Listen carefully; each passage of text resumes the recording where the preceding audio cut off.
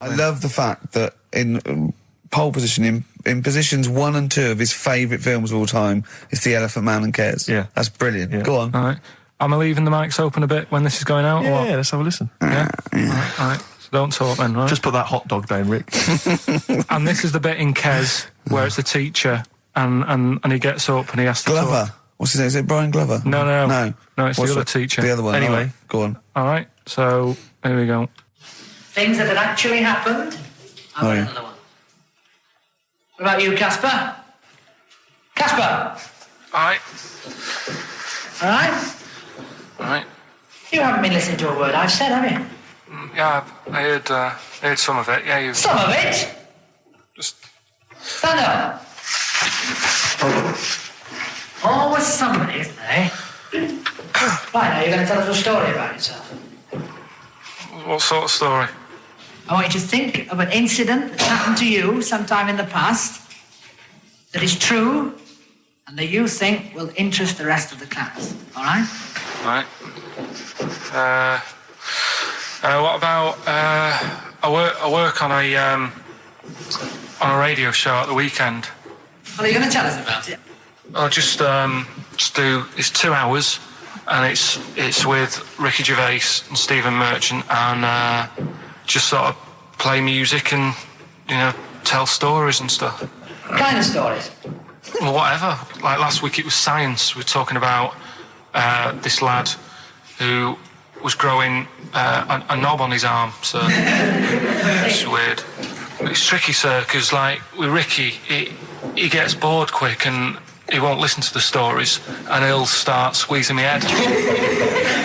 All right. I'm not interested in what he does.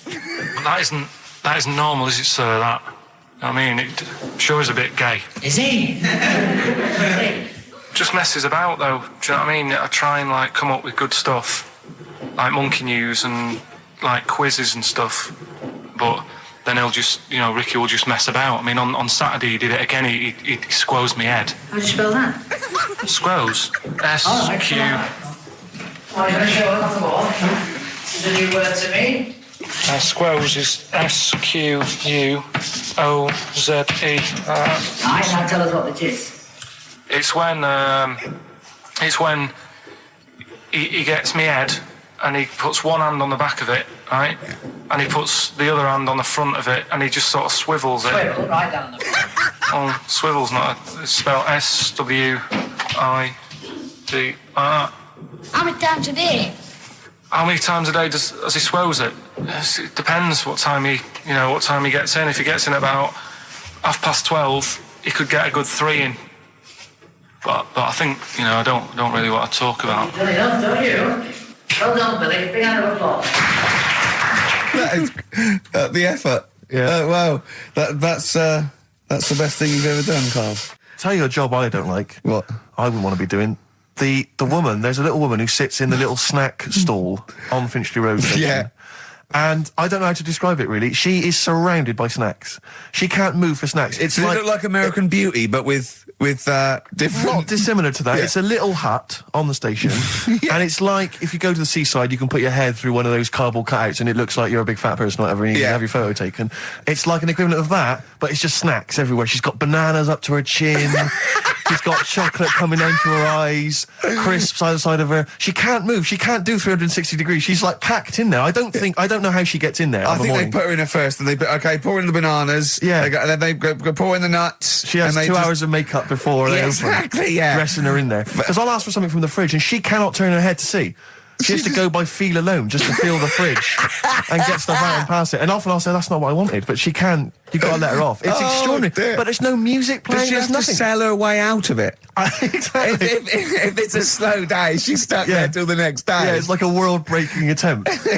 Yeah. Carl, what job wouldn't you want to do? Well, any job. You're a lazy... You're joking, aren't you? I've done loads of stuff. I'm quite happy now doing what I'm doing. Yeah? You look happy. Trying to think. You sound happy. Yeah, I mean, calm down. You on drugs? I'm all right. Are you on happy E? before England have won and that. I'm happy for them. Yeah, go on, happy for them. I'm happy in that. Yeah, what do you mean happy for them? We are England. Happy for us. Yeah. I mean, we didn't play. I did very little towards it. No. It was mainly Johnny Wilkinson. Yeah, I and the barely other- contributed. Switching on the TV was about as much as I did. Exactly. And shouting, "Come on!" Yeah. Talking about jobs and that, though, I was reading the other day about, rubbish jobs that people have had and I stuff. haven't got time when I'm at work, man. I just get on with it. I'm not squiddly diddly. Fingers in pies, different jobs. Go on. Do you know Ivor the Terrible? Ivan. He, His Russian. Yeah, that was the Welsh fella. It was bloody awful, but not as bad as his Russian cousin, Ivan. Go on. he had a fella doing some work for him, right? This fella built his house. After it was done, right, the terrible fella was like, Fella Ivan. he was going, "Oh, it's brilliant. You've done a good job there. Yeah. I don't want you to build another one like that." Took his eyes out. Just stopped him making an house like that. Another Yeah. one. Blimey. That's Why bad, didn't isn't he, it? why didn't he take away his trowel? Then he could have seen, but he couldn't have built a house without a trowel. You can't build a house without a trowel. Yeah. I Makes you think, suppose doesn't I suppose he probably later thought that once he'd been nicknamed Ivan the Terrible. it? Yeah. He Go, thought, why? Because you I- gouge people's eyes out. Yeah, but I didn't want to build another house. I know, but Take his trowel away. What would I have been then? Ivan the crafty at most. exactly, yeah. Ivan the jealous, Ivan Yeah. the spoilt brat. But Yeah. Ivan the someone's terrible, eyes. isn't That it? is bloody terrible. I'm surprised you're not called Ivan the. Do you know what I mean? Yeah, you're going to get on in history like with Vlad the Impaler. Yeah. He's mainly remembered for impaling people. Yeah, he did a lot of other stuff. Did a load of great charity But work he did. The Not impaling remembered. is the thing that's really Yeah. gone down in history. When were you reading about Ivan the Terrible? No, it's just or little Ivor the stories. Terrible is the thing you remembered from this informative article. No, it was just little bits like that. Talking about him, there was a thing about someone who worked for that fella who painted the ceiling. Sistine Chapel. Yeah, Okay. there was a thing. A woman who worked for him in his house, and I love how you assimilate information when it's just bordering on the academic, or just the interesting and true. It's wonderful. Ivor the Terrible gouged someone's eyes out 'cause built him an house. That fella who painted that ceiling had a woman work for him. Imagine if you wrote that down in an essay. Imagine if you wrote that in a school essay. Well, you'd probably end up with not getting a grade or... Yeah, or thinking you turned up to more than you had. Exactly. Anyway, the Go woman on. who lived with... Yeah, the woman who lived in a shoe. Go on. yeah, there was this woman who lived with him, and she used to go out and do all this shopping and that. Yeah. But because she couldn't read or write, he used to have to draw everything that he wanted. Why couldn't you just tell her? I don't know. No, Well, but it's no, wait. That's an excellent point. Could she talk? Yeah, but if it's a big list and that, loads of different coloured paints. But why and couldn't stuff. she draw on a piece of paper? Why did he have to do it? Because he's a better drawer, isn't he? That's the point. That's it. That is. We were just looking for the logic of the story. You found You've it. done it. Play a record.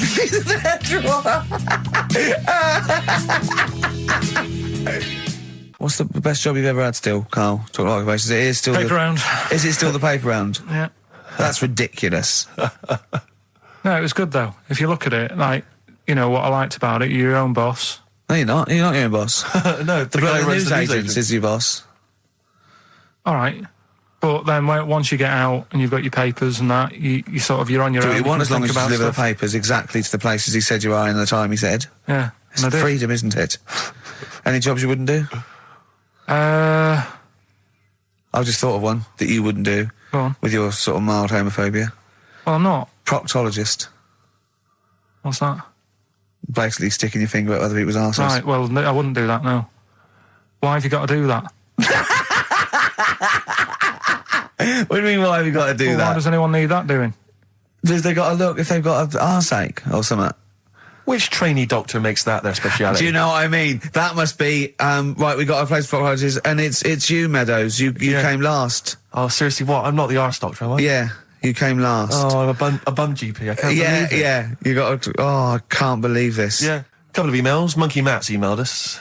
Who? Monkey Matt. I'm at you, yeah, go on. Yeah. He says... How's the Monster? He's all right. He says, Carl has missed a cracking headline from The Sport. Hide-and-seek champion found dead in cupboard. I hope it's real. I don't know if it is.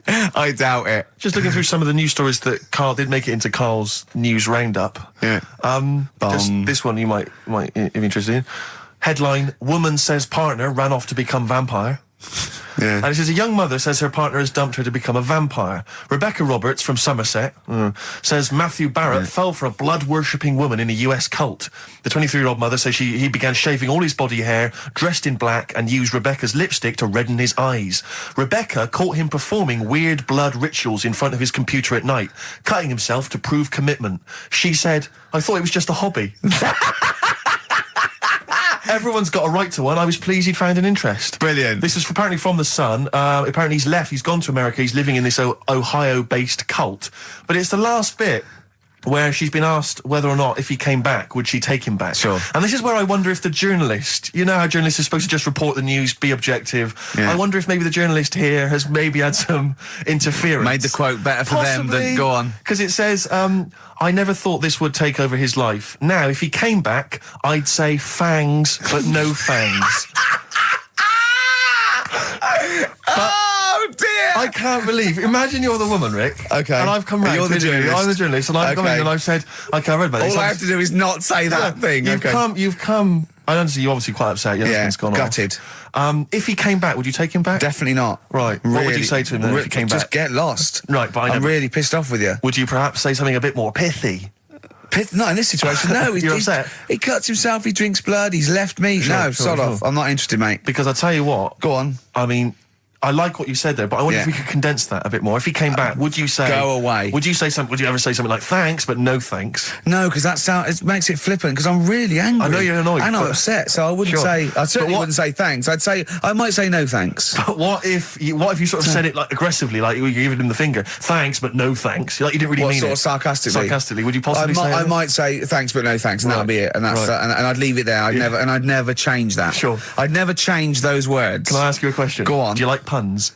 Hate them. Right. I don't like Countdown. I don't like QI. I don't like any of those posh Cambridge, Oxford types. I hate puns. If you had to say thanks but no thanks in the form of a pun, what would you maybe say? I wouldn't. I never would. Right. I'd say thanks but no thanks. I would. I mean, I feel embarrassed that I'd even say that because I don't think I would even say thanks but no thanks. Okay. But if I did go that far, I'd leave it there. Sure. So, have you ever noticed, as I have, go on, the similarity between the word thanks and fangs? Not really. It's very similar. Not thanks, really. Fangs, F-T-H, there's a K. Fangs very much. G. It's A and S. Well, the A, the N and the S, but that's about it. Would you agree it sounds marginally similar? Yeah, Is it possible you might one day say fangs but no fangs? I wouldn't know. Right. I could put that though, could I? But don't say I said it. Right. I mean, yeah. Fangs, but no fangs. Yeah. This is the thing.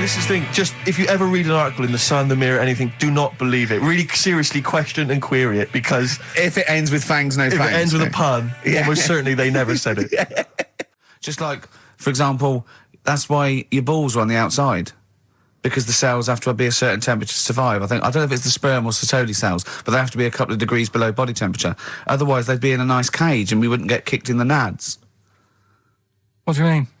That's why your testicles are on the outside of your body. They have to be a couple of degrees below body temperature. Yeah, but that isn't why they're there. You see, this is like the chat we had last week about the giraffe having a long neck. What do you mean? They're there because that's where they happen to be. They didn't go, right. Well, that's what evolution is. It's a selection process. It's not a will. The balls didn't say, look, I'm too hot, let's get us outside. Let's get outside of here. All right, hang on a minute then. What? So a little man monkey, right? Theirs are in the same place as ours. Yeah. But they're walking around naked, so it could be anywhere. They could be like on the back. It doesn't matter where they are. They call it. Well, they could be on the back, yeah. So why aren't they? This is a completely different. Steve, you started it. I wash my hands of the whole affair. And we're not only back to balls, but we're back to monkey balls. Yes. In one thing from about parasites, we're back to monkey ball news. Yeah. How do we get back to chimp testicle news? All right then. So this worm's in a fish. Yeah. It's like a little platyhelminth. I think it's some sort of. But what I mean is, why are they about?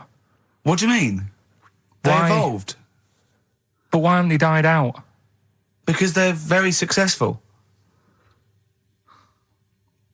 Yeah. What do you mean, yeah? What do you mean, yeah? Well, tell me the brain event that made you say yeah in that 1 second gap. Because in a way I don't get it, and if I think about it too much, it hurts a bit.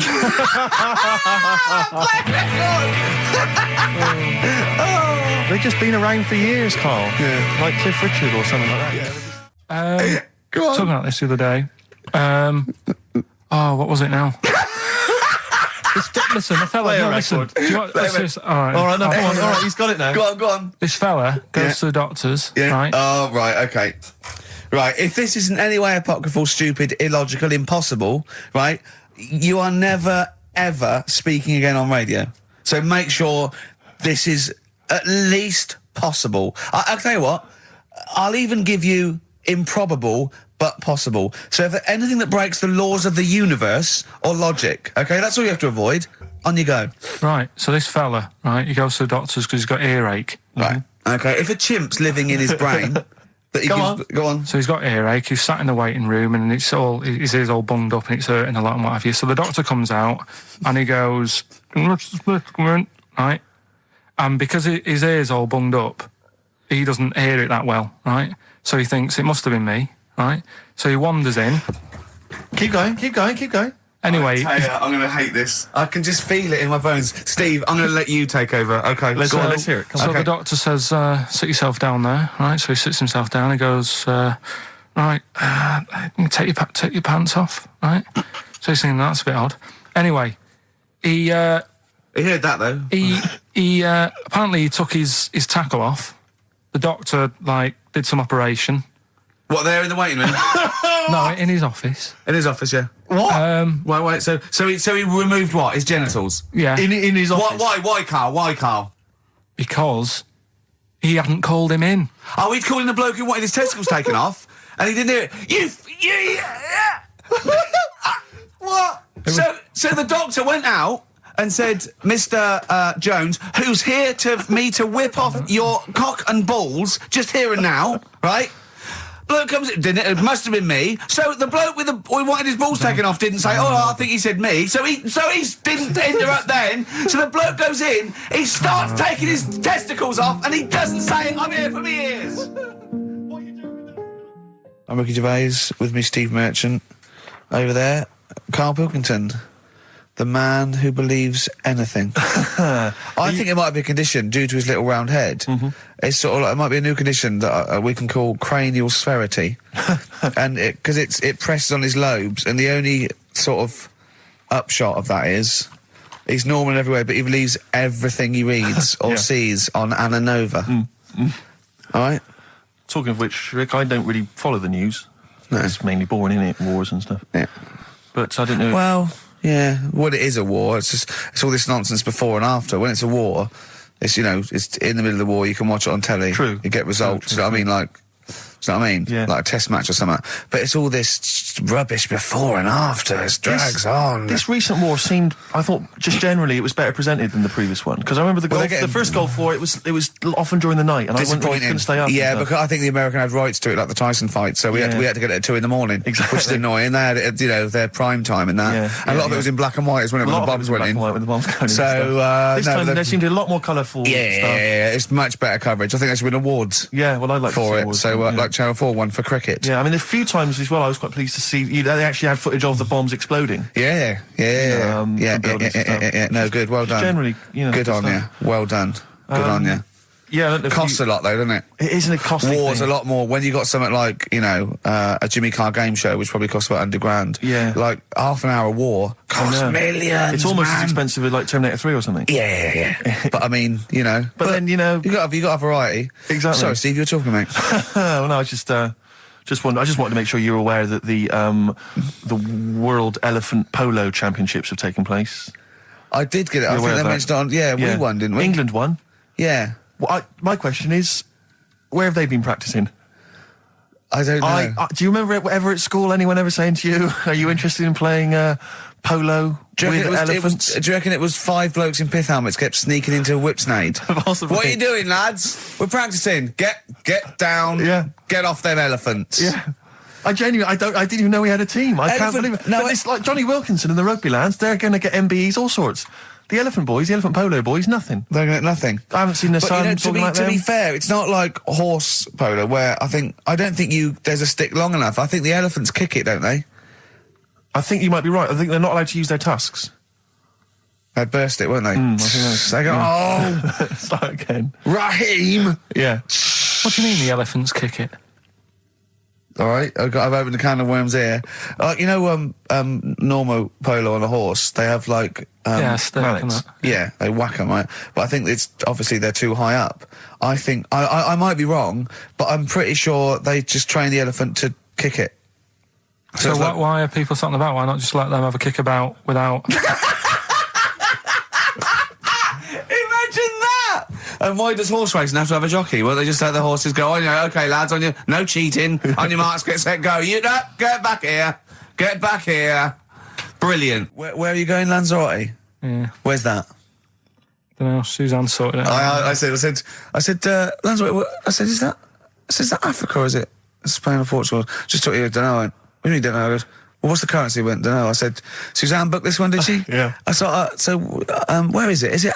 Is Lanzarote African or Foreign. Somewhere foreign. I was looking last night, and doesn't look that good. There was like one of the highlights of the things it says you've got to do is go and have. Apparently, they've got restaurants in caves, and that's like one of the things they say you must do. So, if that's a highlight, do you know what I mean? Right. So I'll do that. Go and see what that's like. Yeah. When you're on the beach, Carl, do you wear the very, very tight Speedos? No. Do you walk What's around with wear? them? Sort of longish shorts, Yeah. t-shirt on, probably with a sort of a light shirt on top of that. Right, sure. So quite wrapped up then. Covered up. Do you wear a hat? Because obviously the bald head, there's risk of sunburn. No, I just put a bit of lotion on it. Lotion on there. Just have a bit of a wander down the beach, have a look. Yeah. See if there's any old blokes with their tackle out and a backpack. A lot to look forward to, so Yeah. there you go. Yeah. Well, we're looking forward to finding out how you get on. Yeah, I'll let you And know. Interested to know what she gives you on Christmas Day. Probably get More anything. scintillating chat after this next song. We've had a lot of emails, Carl. I don't want to sort of put a dampener on your Christmas, but a lot of people have been slagging off Lanzarote. One of them just said, well, one of them, I don't know if I can find It is Canaria, isn't it? It's It is one of the Canaries, isn't it? It's a volcanic island covered in volcanic dust. It's very windy, so you have to dig a hole to sit in on the beach, and there's hardly anything to do. That's from Mike Godham, and he says, unless you like quad biking, well, you know, you've seen what happened to No, Ozzy don't Osbourne go this week, quad so don't do biking. that. Not with your little head. There's no protection at all, is there? I don't know what you're thinking. I don't know. At least Rick Mann and Ozzy had lots of hair. Yours would be like Humpty Dumpty. It would crack like a little egg. And then we'd seen, there's no kings or kings horses. So, Yeah, well, they couldn't do the job anyway. No, if you remember. shouldn't really send them. They're not really qualified. Horses not equipped to put send back an a egg medical man. man like Neil Fox in Yes. to mend But not eggs. some kind of military horse. I bet he's had the egg on his face a few times, hasn't he? What, Foxy? Yeah. Well, most of the series are Pop Idol. Right, Carl. Lanzarote, good or bad? Well, you got to give it a go, haven't you? Yeah, well done. Give everywhere a go. Exactly. That's what I was saying. You know, don't just take the word for it. I mean, if it had said Nananova, Lanzarote shit, he'd have believed it. Sure. You know, if he'd have overheard it in a pub, Yeah. Lanzarote a crap, he'd have believed it. He'd have seen it on a website that was mainly concerned with monkeys and witches, he'd have believed it. Yeah. As it is. Everybody raves about New York, and when I went there, I thought it was rubbish. Well, you're an idiot then, because that is possibly though, the isn't it? greatest city in the world, Subjective. along with London. Subjective, though. That's why they have holiday programmes and that, innit? So you see it and you decide for yourself and that. Yeah, but you saw Venice on a holiday programme, as you put it. You went there and you went, it was rubbish, full of black bin liners. Well, it is. Right. Didn't they show them? It stunk. Didn't Judith Chalmers say that? It stinks here and there's loads of rubbish everywhere. No, she didn't. Did she mention that? Oh, that's what I mean. So it depends what you want from holiday, doesn't it? Well, yeah. But So, you're an idiot if you don't like New York, so next. Anyway, come on, break up, guys. Kiss and make up. Well, the general public are getting involved with Carl's holiday, and, I mean, this has been a damning report on Lanzarote. There's not been a positive word written about Lanzarote so far. Wow. It's volcanic, there's no natural water supply. Apparently there's no natural water supply. It's You all have to sit in a imported. hole. What do you think of this, Carl? What do you think of the people that want you to know that you're going to a rubbish place when you can't change it? What do you think of that? rubbish though, will it? What do you mean? Be all right. What do you mean it'll be right? Because I'm going to go there thinking, oh, there's no water and that, and there will be water. No, they didn't say there's no water. What did they say then? There's no natural water supply. Whatever. I'm not bothered. Doesn't bother me. All right. I'm going to have a good time and that. What are you going to do? What's your plan to do? Got a book. What book you got? Rich Hall book. I'm just going to read that. Brilliant. And the weather's better than here, isn't it? What's the matter? What's the matter with I've Carl? got something to cheer him up. Someone's emailed in, Emma's emailed in, she said that for those that know, those in the know, they referred to Lanzarote as Lanzagrotte. Brilliant. He's a bit fed up. He's got 2 CDs for Christmas from a company that's he's been with for 6 years. He's a little bit grumpy about having to answer the phones. He wouldn't go and make Steve another cup of tea immediately. Selfish. Yeah. Carl, what are you thinking?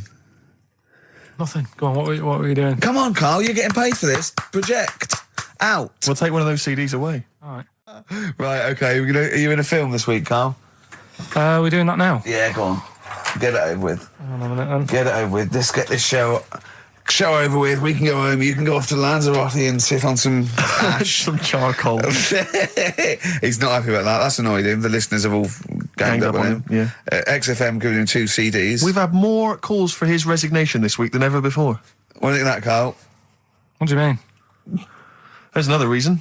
Do you know what I mean, though? Because he's grumpy. He's not just giving it. He goes, well, I can't help it, can I? I don't want it. You're being paid well to do a job. People have tuned in to be entertained, to have good songs. Me and Steve are working I'm pressing here. the buttons. I'm paid to press the buttons. That's what I'm doing. Has every CD started on time? Then Yeah. why would they give you Monday off if you just paid to press the buttons? Don't get every other Monday off, do I? So have you stopped doing that now, have you? Well, yeah. Why? Because there's work to do in that. I'm not moaning about it. Let's get on with it. So It's you in the film Scrooge. Yeah, Which yes. version of Scrooge? The old one. Is it if it's just you moaning with bells, I'll be annoyed. Right, go That on is then. essentially Scrooge. yeah. Right, Scrooge, listen to this, and then there's some question at the end. All right. And you can win some stuff and that. Yeah. All right. Yeah.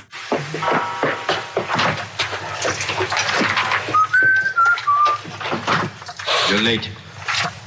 Only 20 minutes. What do you mean by coming in here this time of day? I've just been doing some Christmas shopping, haven't I? Probably do some more shopping on Monday because it's my day off, isn't it? Yes, I know it is. You don't have to tell me. Do you want to see what I've bought Suzanne? No, thank you. I don't mind showing you. It's only a Christmas present, isn't it? Just bought some more condoms. Why? Well, I bought some last year. Got 2 boxes. They all got used, so... I'm very glad to hear it. How much do I pay you? Why are you asking? The presents I buy has got nothing to do with what I earn. Like I say, if I won the lottery, I wouldn't go mental on her. Do you know what I mean? I probably wouldn't even tell her because I think she'd want to travel around the world and all that, and I'm not into that, to be honest, so I'd probably keep it quiet. Why? Well, once you've been around the world, where do you go next year? Each to their own, though, innit? You know what I mean? Well, what do you want? What for Christmas? Not that fussed, really. And you, it's just as well I'm not that fussed, because do you know I do some work at XFM? Do you know what they're giving me for Christmas present? Nothing.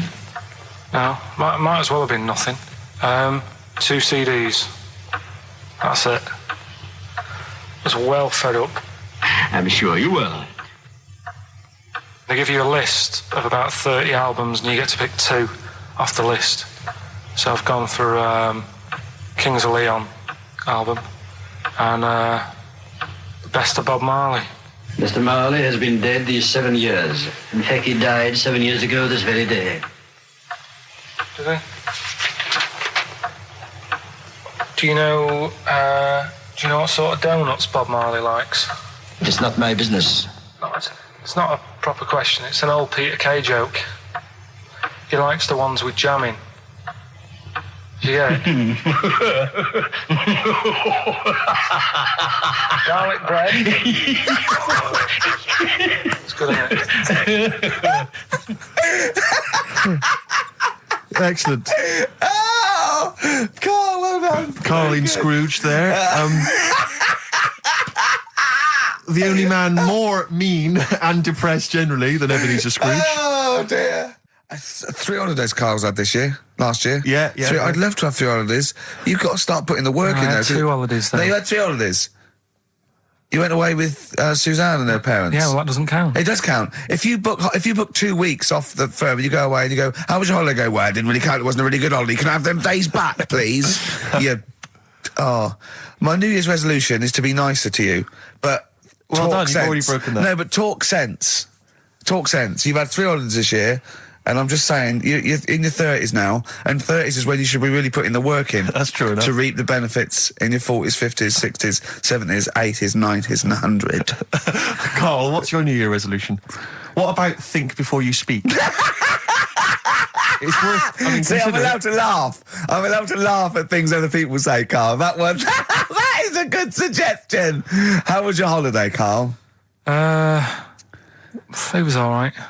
Right, brilliant. But that I don't see on the ratio of good to bad in Carl's mind. That might be amazing because we never It might hear be him amazing, singing the mightn't praises it? of anything. I'll tell you what. Can we have a cracking little tune and then come back and hear about Carl's holiday? I'd love to do that, Let's Rick. keep it tight. Love to Tear Us Apart by Joy Division. Now I can't put my finger on it, but that doesn't sound like the original, and it's off a compilation. It sounded a bit fast. I think the vocal was slightly different. If anyone can, put me out of misery, I think it might be in a session of the time or something. Carl, is it a New Year resolution for you? Another one. Maybe when we ask you to get a song, get the original single version. I could be and wrong, not some but obscure session. Yeah, it does seem different, doesn't it? Very odd. Yeah. Yeah. Maybe we just remember it wrongly. But anyway, that's XFM for you. 104.9, I'm Ricky Gervais with me, Steve Merchant. Karl Pilkington. Carl, you went to Lanzarote. Yeah. People said don't go to Lanzarote. They told you it was Lanzarote. They told you, were they right or wrong? We were right, yeah. Really? Yeah, it's a bit ropey, yeah. Is it? Why? Just out there. If it wasn't for the volcano they had, it'd been knackered. That's their big draw, is it? That's it, basically. That's all they've got going for them. When you landed, was it really hot? Were you quite excited? You were thinking this is It okay? was warm. It's we can't complain about the weather. The weather was all right. Sure. You know what I mean? That's what I went for. But it'd be nice if there just was something else. Yeah. What did you do all day then? Did you read your ritual book? No, I didn't read that. I read that book. Do you know the book that I bought? And all the chapters were messed up. Oh, yeah. I bought a better version of that, All right. and I read that, Excellent. and then Did it make more sense in order? yeah, a lot easier to follow. Yeah. And then we went and had a look at the volcanoes and that. They've got 36 of them to look at. How many did you look at before you realised that pretty much you've seen one volcano, you've seen them all? Probably about 6 or 7. Really? And then when you got to the 8th, you thought, now I know what this is going to be, Suzanne. This is going to be like a mountain with a hole in the top. Yeah. Really? But it happened years ago as well. It's like, just keep a couple, fill the rest in, tidy it up. Fill the rest in! Yeah, no, Well, yeah. getting some builders. No, seriously though. Okay, They're a 4 death million tons of concrete, please. They're an absolute death trap. Yeah, what? Yeah. What do you mean fill them in? Do you know what a volcano is? It's just a hole, isn't it? That's happened. Well, it's more than the happened back hole. It's in- more a portal to the magma in the centre of the earth. Back in 1730 it happened, and they still haven't sorted it out. Well, when you say it happened, volcanoes were made a lot longer ago No. than 1730. No, but the one that did Lanzarote in. Right. Sort it out. What would you suggest? How tidy can they up. fill it in? It's joined. It's all joined. No, but what I'm And saying is, it was the a- big it was- plates of the earth are all joined. It All was the a disaster, magma's wasn't it? joined. With the trade centre thing, that happened. They cleaned it up, sorted it out, they've moved on. That's what I'm saying. Whereas Lanzarote have just gone, leave it. It happened back in 1730. You misunderstand me.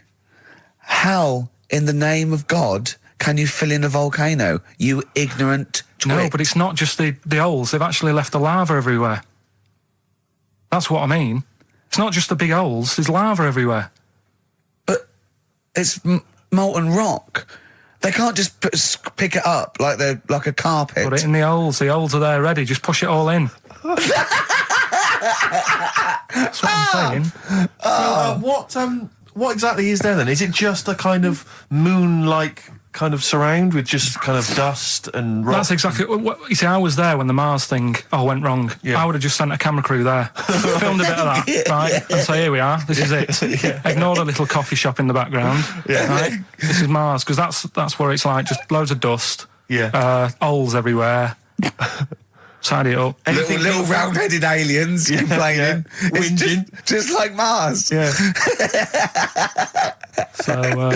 So, is there any? What's the best bit about the holiday? Come on, pretend you're Judith Chalmers. I have been doing. I would have done all. I would have said that. Don't bother. Right. I mean, the hotel was good. Yeah. That was all right. What was that like? It's all right. Just clean. That's all you want, isn't it? See, that's not quite what Judith Chalmers does. She doesn't go, what's the hotel like? All right, yeah, clean, isn't it? All right. What was it like? What was it? 3-star, 4-star? Did that have a swimming pool? What was the room like? Yeah, had a swimming pool and that. Yeah. Yeah, it's good. I think it was one of the better ones on the island. Okay. Nightlife? Wasn't really. And there was a bar. There was some bands playing. Yeah. Not very good. Food got a bit boring. Yeah. It was always the same food every night, but they sort of themed it and made out as if it was different. So, like, on Mexican night, it'd be chicken with a nacho on it. Right. And Chinese night, sort of chicken with a little prawn cracker on it and stuff. Sure. But that got a bit boring. That's me just turning on my phone, because I want to read to you a text that I got from Karl. I think you sort of sum up the holiday in this text, don't you? Do you remember it? I can't remember. Let's have a look. Let's have a little look. Instantly, what did Suzanne, your girlfriend, make of it? Similar view to you, that they should fill in the holes? Yeah, it's just that thing, you see, I went on a coach trip, right? And you go and see the volcanoes. Like I say, there's 36 of them. Yeah. Which, how many do you need? And when we're on the coach going round all these volcanoes, the fella on the front's going and look out your left window at the moment, and there's a volcano. And if you quickly look out at the right-hand side there, there's another one. Right. And on the left, he's just like, all right, we've seen it. Sure. Do you know what I mean? Yeah. And that trip, we'll talk about that trip in a bit. Right, this is the text I got from Karl, right? All right. Been up to a volcano. Been in some dead artist's house who built his house in the lava. They said they would show me science with volcanoes, but all they did was chuck some water in a hole and it shot up in the air. No dwarves in the canteen, no scousers here, but there is a Swede woman with a big head. She looks effing gormless with a cap on. All right? So a little reference there to... A Swede woman? What's that mean? Do you mean Swedish? Yeah. Or she looked like a vegetable? No, a Swedish woman. But they've all got sort of quite big bill, aren't they? And I sent him a text. Oh, well, it's just good to be on holiday because, I'm working. He sent back, so am I. Just been watching Sky News. There is a school for monkeys who want to get a band together. Is that monkey news for later?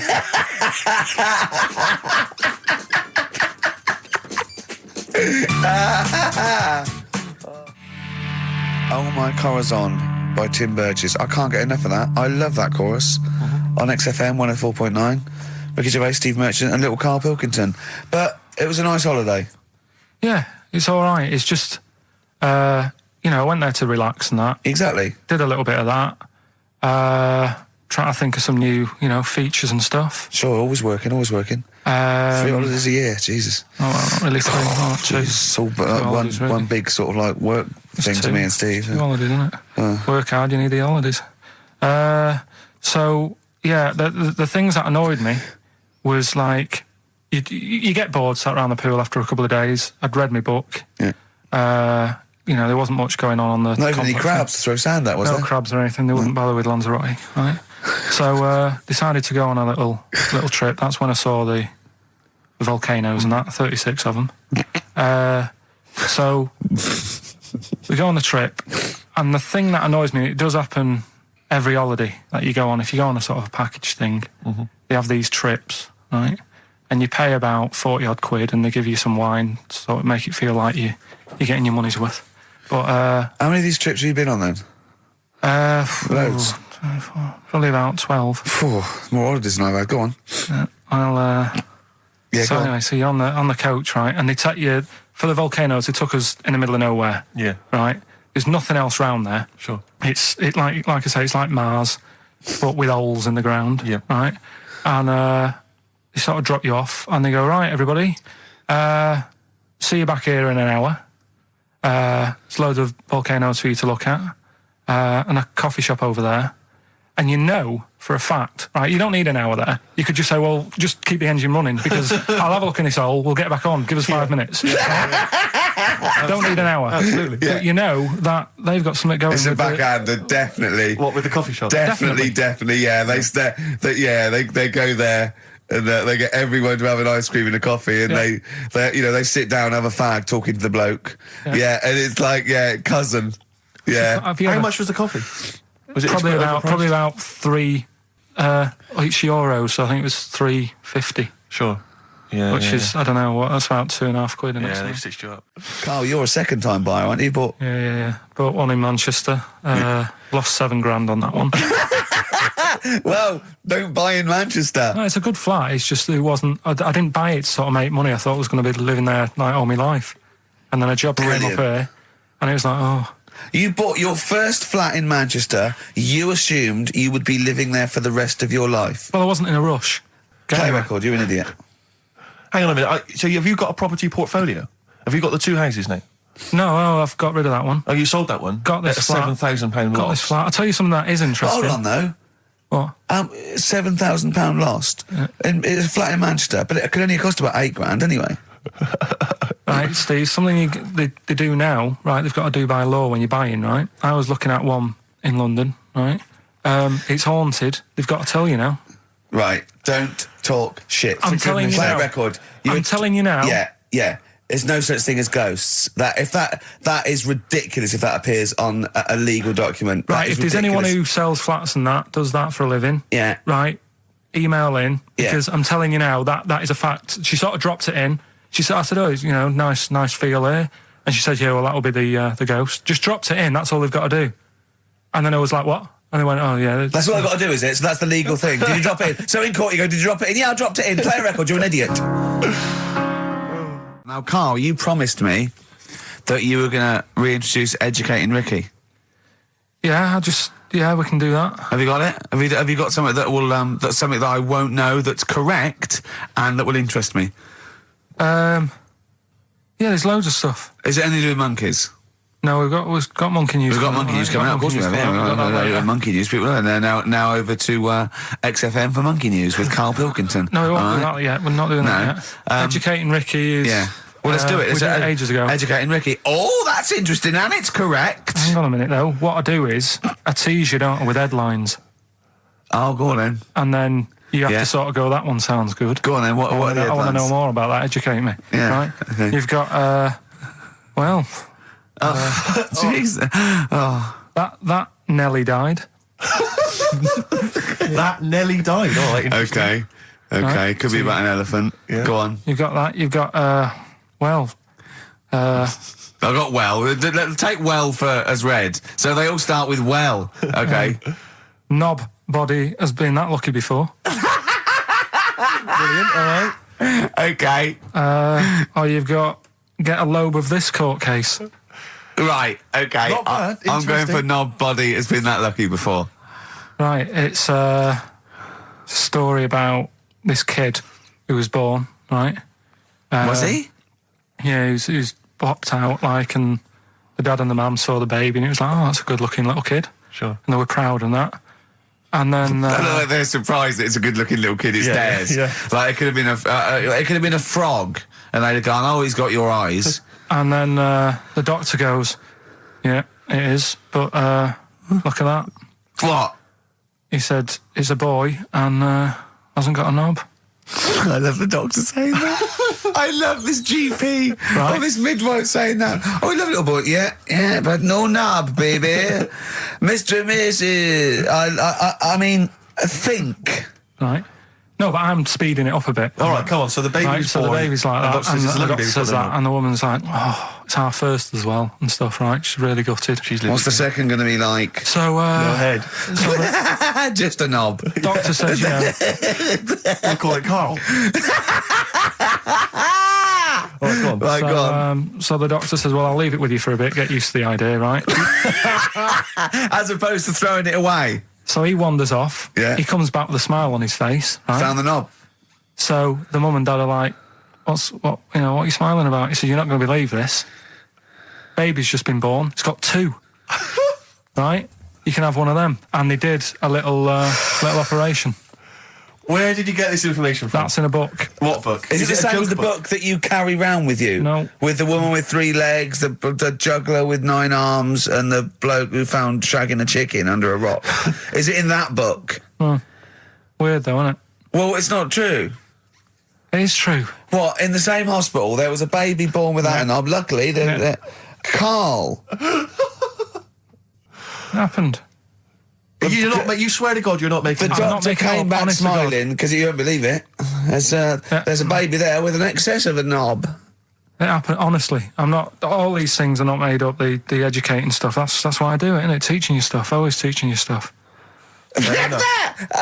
All right, if anyone can confirm the baby with no knob, they're going to confirm it because they're going to go to the same dubious website that Carl got it from. I always try to be level-headed and reasonable in these situations. And it's always Guatemala or Mexico. Rodriguez was born without a knob. Luckily, baby next door was got 2 knobs.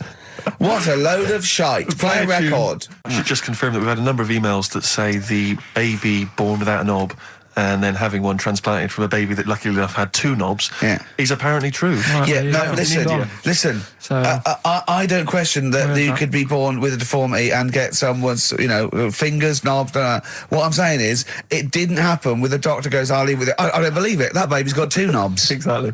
What a coincidence. I bet that little bit of information isn't in there, is it? Sure. That he went out the door, I'm going to get a coffee, came back, bloody hell, hold on, look, here's an extra knob, I found an extra knob. We could put that knob on there. Perfect. Yeah, you might want to try and You heard think about the hanging one when What's this the one? fella was... Sorry, mate, go on. When the fella was hung. Well hung. He was hung and... Sorry, what's hung? He was hung by a rope. So, isn't that... No, I think it wasn't he a Chinese emperor? And wasn't he hung? Yeah. He was hung. Some fella who'd done something, they hung him. And, They wanted him, I It's not a word anymore. He was hung. look, don't be doing that again, because you said squoze wasn't a word, and then I shown you a menu today that someone sent, and it said fresh orange, squoze. Inadvertent commas, and next to it was the word colour, spelt C-O-L-O-R. So, presumably either the American menu, right, in which case there's loads of American words that we don't use, or it's just a badly typed piece of work. Anyway, there was a bloke that was hung. He was hung and that, but he didn't die. Hung on that, he was definitely a Chinese. Hung on that, yeah. I remember him now, yeah. He didn't die, and they said, oh, just hang on a minute whilst we change the rope and that, and he stood there waiting, changed the rope. They tried to, do it again, and didn't work. It didn't work, right. So, they got another rope, right? Didn't work. And then they had to let him go, because it's like there's a well-known saying or something from this thing. Yeah. Chimpanzee that monkey news. Right, there's this monkey, right? Oh, yeah.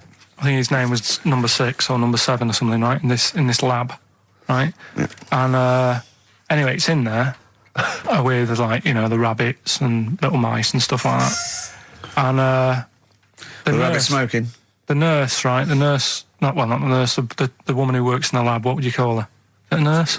Depends. What turns out her job was. If she was a lab assistant, you call her a lab assistant. All right. I mean, they probably call her by her name. All right, lab assistant, right? Kirsty. So she's... I think it's probably Kirsty. Right, Kirsty Morris. Well, she's in there, right? Yeah. And she doesn't work with many people and that. She's mainly on her own with, just putting lipstick on rabbits and stuff like that, right? Chim fancies it?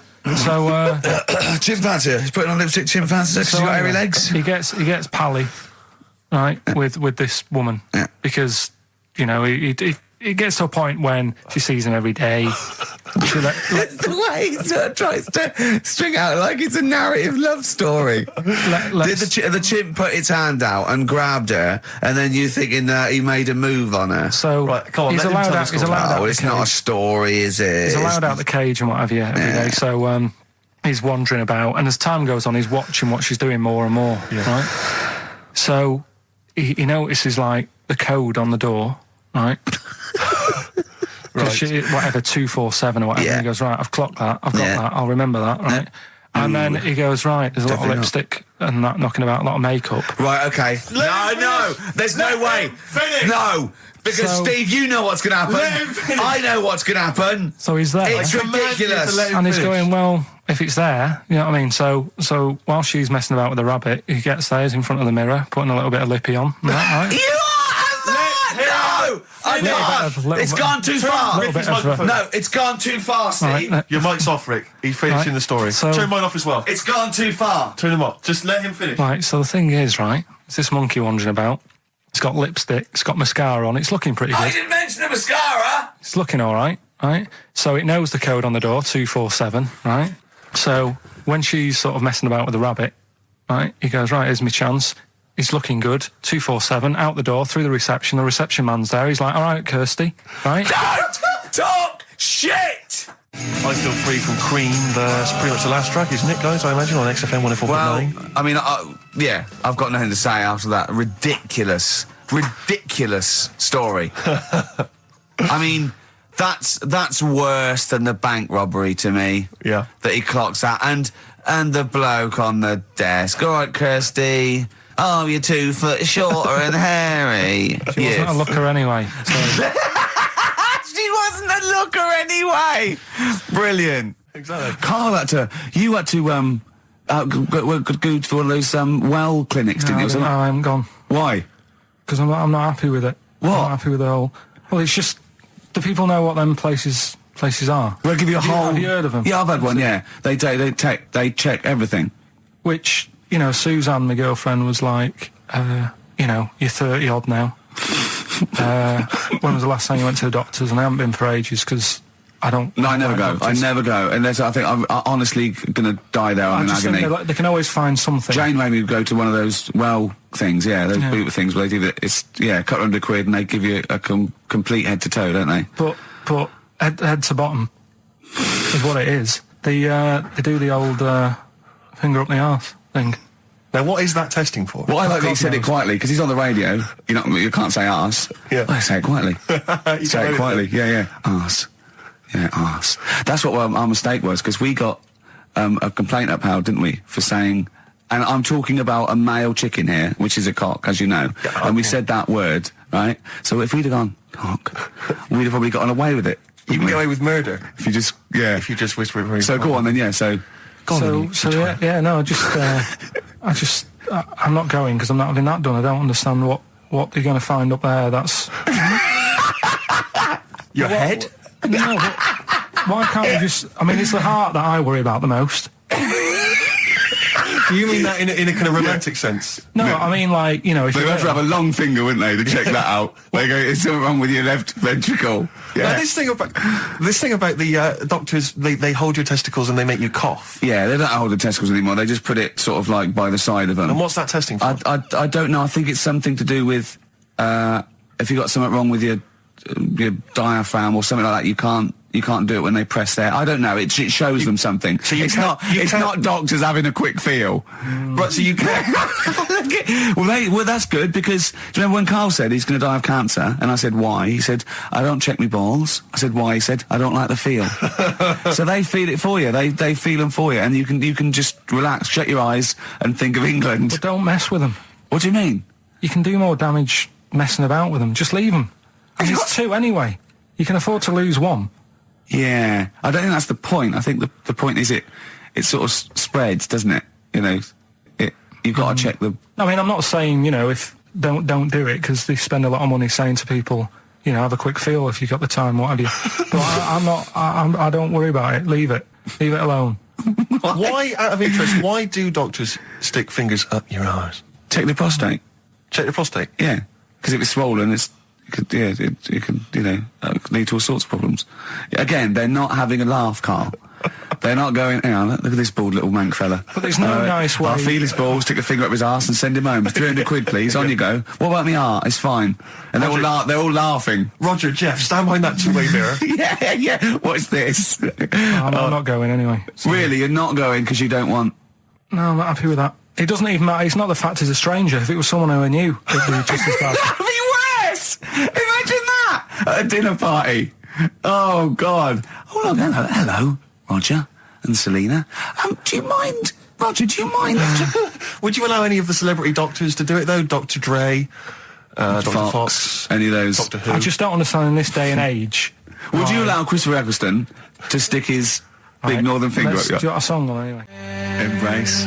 Glorious Day on XFM 104.9. Rick, there may be listeners tuning in thinking they've got something better to do, for instance, switching off the radio and just staring blankly at the wall for the next half an hour. But no, because what they're going to miss is our grand finale to this, which is, of course... sponsored by Lindauer's, the sparkling wine solution to a hot summer's day. Yeah. That we're going to be firing a cork. Did you just make that up? Yeah. Pretty good. Good. They're going to be firing a cork at Carl's head just for the sound. I just think it's sound... Huh? It's not happening. Yes, it is. You said... No, we've said it is now. We've promised it to the listeners. Yeah, come on. I'm not happy with it. Why? Because the pain? Well, I've never had it done, so I don't know how painful it is. Well, what reason to do it then? Yeah, we've got to try it out, haven't you? You're perfectly... It's like a little cowbell or wood block. That's what I'm hoping for. Yeah. I'm hoping for pop... and I'm going to film it for my website. Brilliant. So go to that this week, rickygervais.com, and see Karl Pilkington getting hit. A high-powered cork coming out of Lindauer sparkling wine. Lindauer sparkling wine. And of course, if you want to send us anything in, and perhaps next week that you feel we could actually that'd be great. Sponsor us to do. This is like interactive because a lot of people plan the show. Like Dr. Fox plans his show. We sort of come up, we riff on the. That's a great idea. Send stuff in that we could harm Karl with. Yeah, we harm Karl. We do a jingle. Harm Karl. I've always wanted one of those George Foreman grills. I've always wanted one of them. I know, but that's too much, isn't it? What if we just pressed his head inside it? We'd have to put it on. Put it on. See. Just squeeze his head inside it. I've got to do that thing with a tea towel one day. You know that thing I did with a tea towel? You put a tea towel around his head, right, tie it. I put a wooden spoon in, and you only have to turn it like a couple of inches, and it kills you, doesn't it? Yeah. It really is, yeah. So we'll be firing a cork at Karl's head. I'll be filming it for the website. So that's coming up about 10 to 3. Look forward to that. Yeah. Do you know what? I'm loving this. This is my... just being in a room with him. I just can't... I want to squeeze his head. XFM 104.9 playing Green Day. The studio's falling apart. I know, his microphone broke.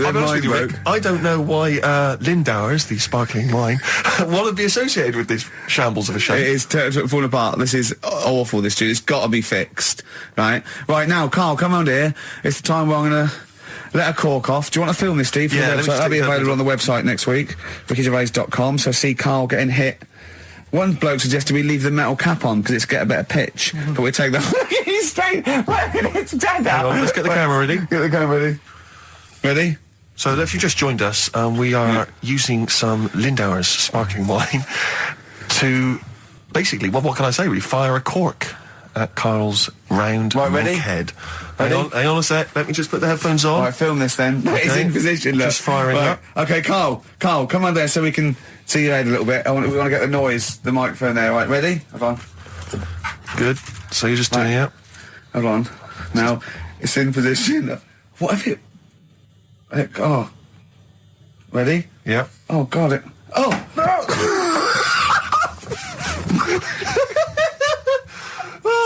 It's like Jackass. Did it hurt? It hurt me. What do you mean? Did it hit you? I sort of just... It went off course, did it? Just glanced, did it? Right, Lindauer, so you're going to send us 8 more bottles, please. Yeah, so we're going to get this right. Yeah. Well, Karl, what are your thoughts? Why have you stuck it out here? Nothing better coming in, I thought. Well, I'll tell you why, because you're always on holiday. You don't do a lot. You get paid, well, doesn't he, really? He's a moany. He doesn't try and get on at all. He doesn't deal with people. He moans about everything. And, so he's... I'm alright. I've got my own little room and that. Yeah. Like a cage. It is like a cage, isn't it? And he goes, shut the door. If people walk past, he goes, shut the door. He doesn't want them looking in. He's like a miserable old chimp.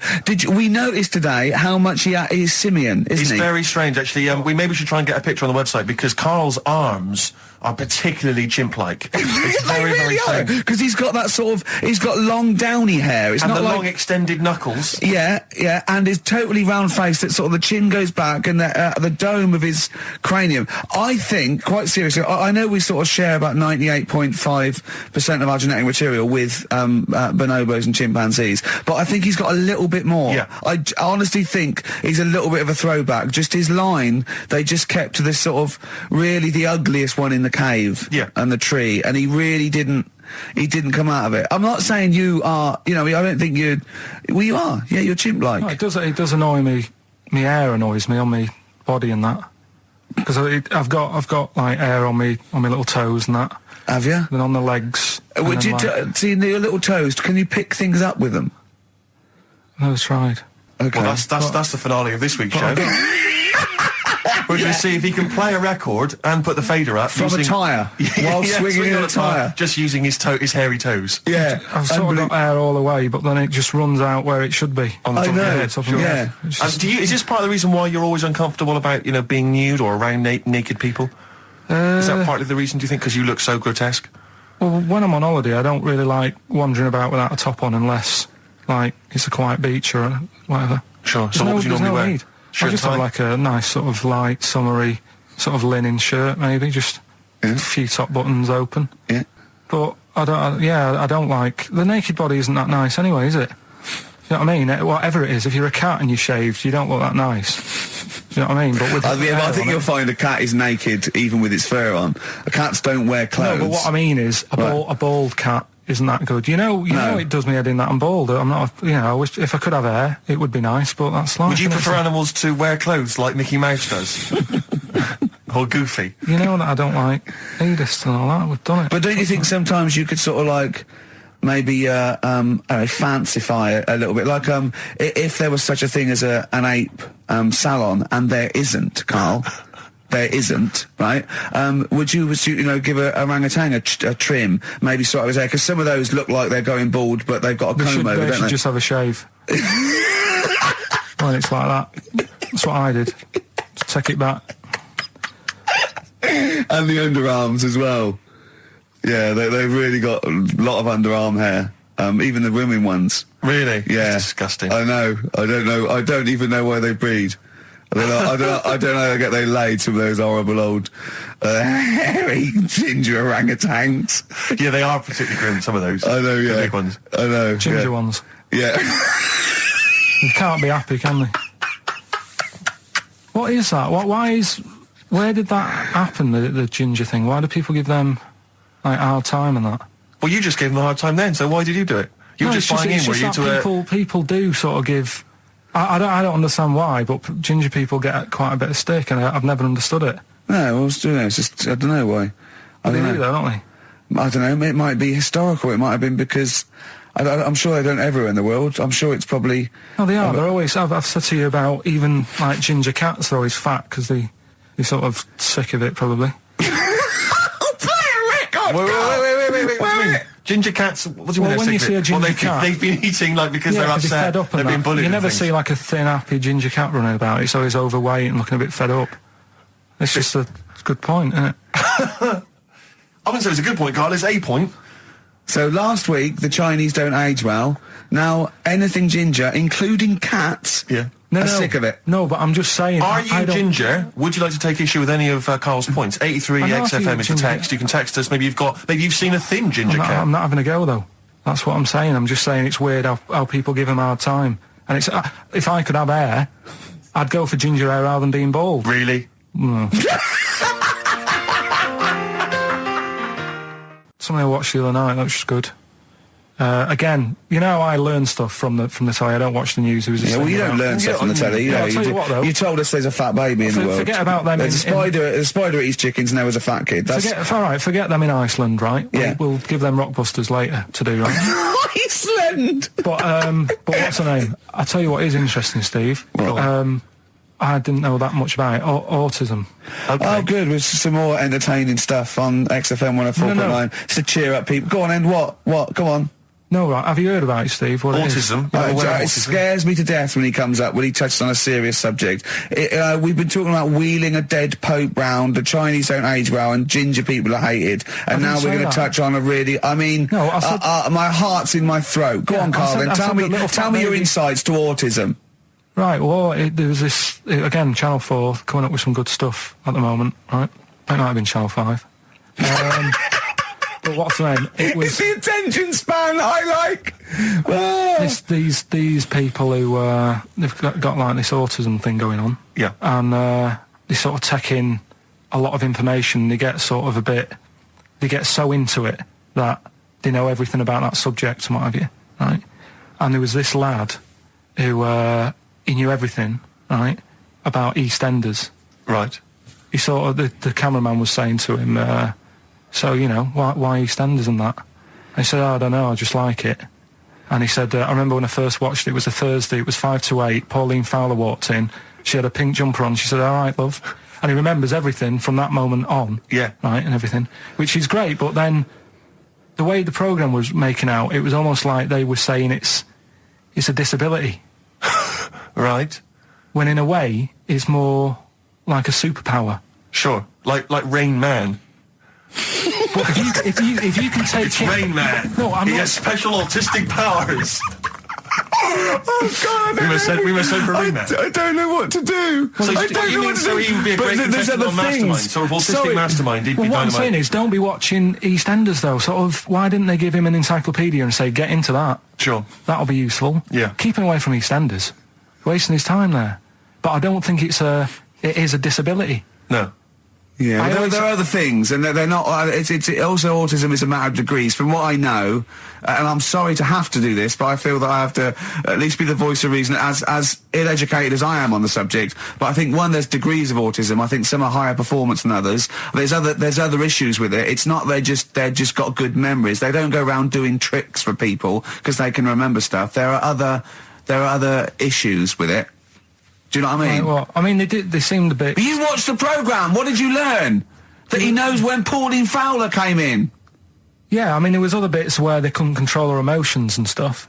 Oh, that other little bit, yeah. But the main bit of it was he can soak up information and stuff, and I'm just saying it didn't seem really bad. Do you know what I mean? There's disabilities where people say that's a bad disability. It's like how people say about...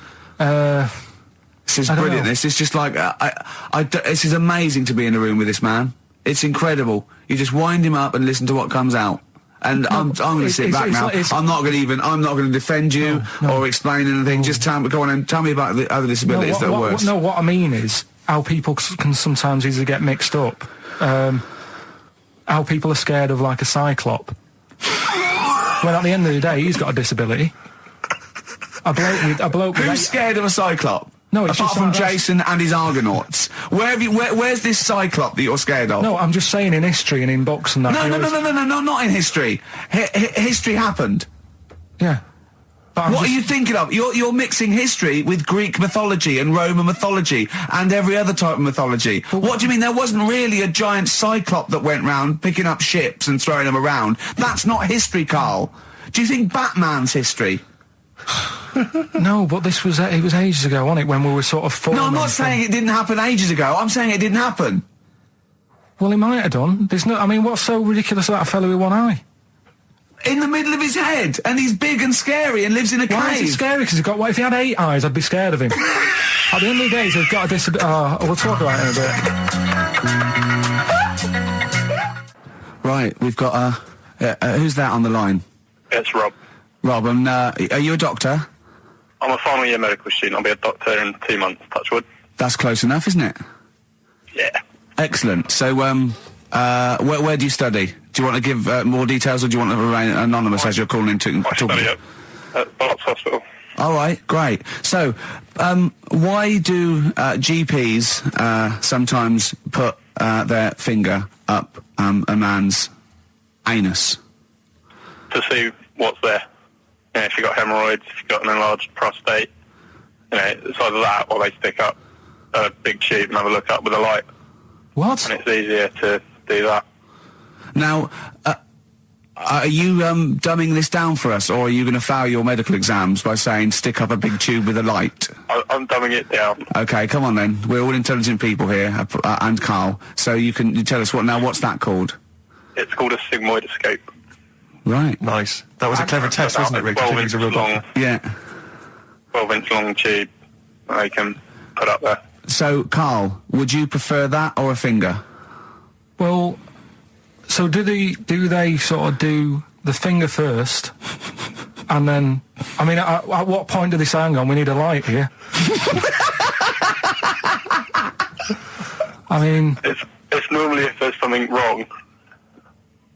But, so if I go then, say if I go to this Wellman clinic, right, and they go, yeah, the art's good and that, yeah, finger, there you go, and then they go, hang on, I'm going to go and get me light and tube.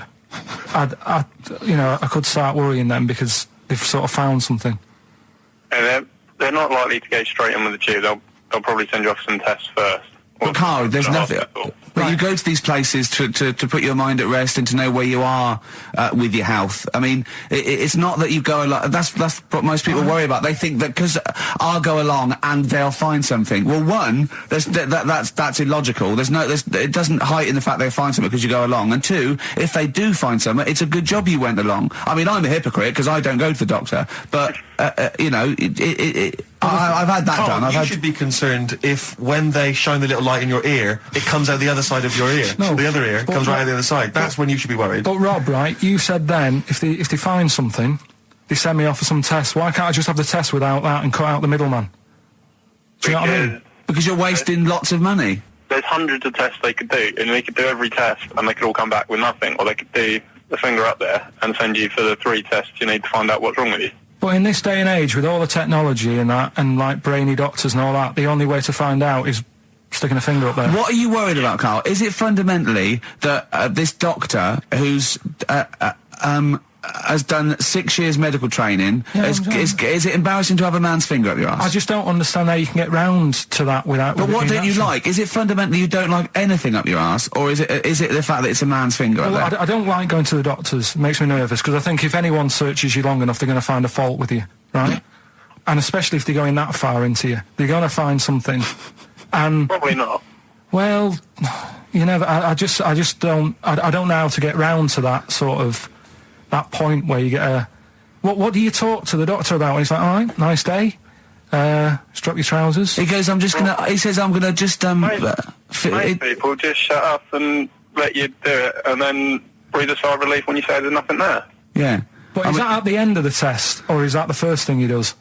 It's the last thing. So that trousers up out the door. Because he knows it ends conversation. He knows it's a bit of a faux pas. The doctor says, "Oh, I better not kick off with the finger up the arse." What I do is I'll start on with the the head, and then we're down and go. Oh, one final thing, Mr. Pilkington. So Rob, he drops his keys and he goes, "Pick them up." And as you bend over, will you be doing this, Rob? Is this what you're like open to do? You do all these. I'll have to do it at some point. All doctors do it at some point, no matter what they specialise in. So the first one, is he another doctor there to sort of make sure you're doing it right? Not dentists. No, but do you know? Dentists aren't doctors anyway. No. But do you know what I mean? Like, normally it's like a co-pilot will have someone with them for the first one. So when you put your first finger in, will someone be there going, right, you just want to move to the left of it? I've already done it. Have you? Yeah. So that's the thing with a student, you're learning. So you get people teaching you and you learn on these things. Can I just point out, Rob, I think I'm right in assuming that you have a glove on. Yep. And there's lubrication. Yep. And it doesn't hurt. No. There you go. What are you worried about, Karl? Who's this person who everyone's testing on in your class? There's not one person. One person. There's like, when a patient comes in and they've got a problem, your boss, the consultant, he does his finger up, and if he finds something, he goes to the patient, is it alright if the student has a feel as well? Then the student puts on a glove, puts the sleeve on the glove, and sticks his finger up and sees what he comes out with. Rob, I wish you could see Karl's face. I mean, his face when you said, then he says, can this fella have a go as well? He looked horrified. That he thought it was a free-for-all, like there's a queue of people trying on gloves and going, let's have a go. That looks good up there. What have you found? No, I mean, how come you had to sort of... Is it not something you could test on yourself rather than waiting for other people to come in? Because then, you know... It's an awkward position to get to, really, isn't it? Well, but you can have a good rummage then without feeling too awkward, but to sort of have a go on your first patient when you don't really know what you're looking for anyway. Do you know what I mean? Never really thought about it. Because you don't... If you've never done it before... You pop your finger in there, and you've got to sort of look. You've got to have an expression on your face, like you know what you're finding. Well, they can't see what you look. They can't see your face. There. You got the big boss consultant man going. Now move your finger there, and you'll probably feel this. But he's just done it. He knows what's there.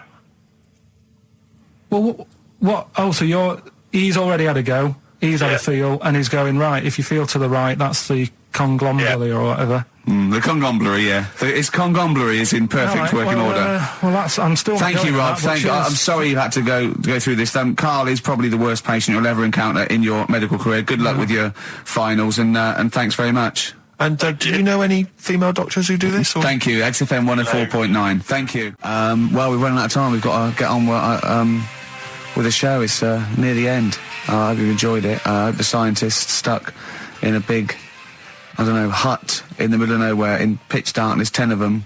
Well, I imagine they've been fascinated, Rick, by the finger up the arse discussion. We had Chinese don't age well, gingers, all that. The big fat kid. Well, actually, they're probably securing the knowledge that if they want to kill some time and it's dark, there's nothing better than stick your finger up someone else's arse. Exactly. So enjoy that. But they've been hanging on for Rockbusters clues, I imagine. Here's the answer. So give us the clue again quickly. All right. So the first one was the fella let his wife know how he got the bruise on his legs. Go on. Right. That was Courtney Love. Yeah. Courtney Love. So that's Courtney Love. So that's the first one. CL. So that one's fine. The second one. That Potter lad. What am I doing? Letting that one just go? Let it go, just let it go. Am I just letting that go? Annoyingly, we haven't got time to take issue with it. Okay. That Potter lad, he's got a lot of bottle, hasn't he, doing all that stuff with the wizards and that. Go on.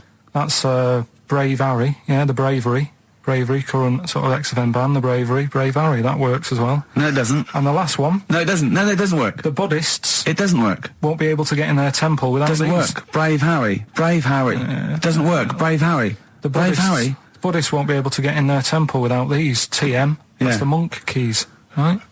So who got all them? The monk keys. Who got all them? Right? Which band are called the Monk Keys? The Monkeys. Oh, the Monkeys. Yeah, the Monkeys.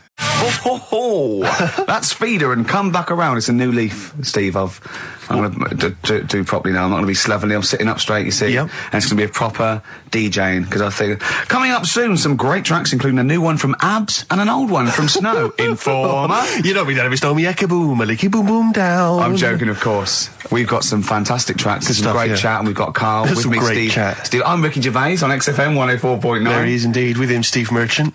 And Karl Pilkington, of course. Say hello, Carl. All right. Yeah, nice. And you say you read... The beginning of a radio show is very much your wares, your shop window, laying out your stall. I don't think you could choose a better track than The Only Ones, Another Girl on the Planet. I'd love to hear it. One of my favourite intros, that. Amazing. Oh, that was dangerous, because I once heard on Capital Radio, this has got to be the greatest rock intro of all time. And they played Money for Nothing by Dire Straits. Brilliant. Yeah, I can just imagine them putting their head down. I remember a friend of mine, when I was at school, he just bought a car, and he took me outside to show off the stereo system, Money for Nothing. Really? He just played that. I've never heard the song before. Just played that for its entire 4 or 5 minute duration. It is a good song for the sound system. Yeah, it's a good song for showing off intros and sound systems. Exactly. Yeah. You said you were driving along earlier. You saw someone. Yeah, it was one of those zooped up sort of sporty saloons. Nice. You know, the big like a Mondale or something, those big, and it was blaring out, and the bloke in it was sort of like, I could tell he was 24, but already going bald.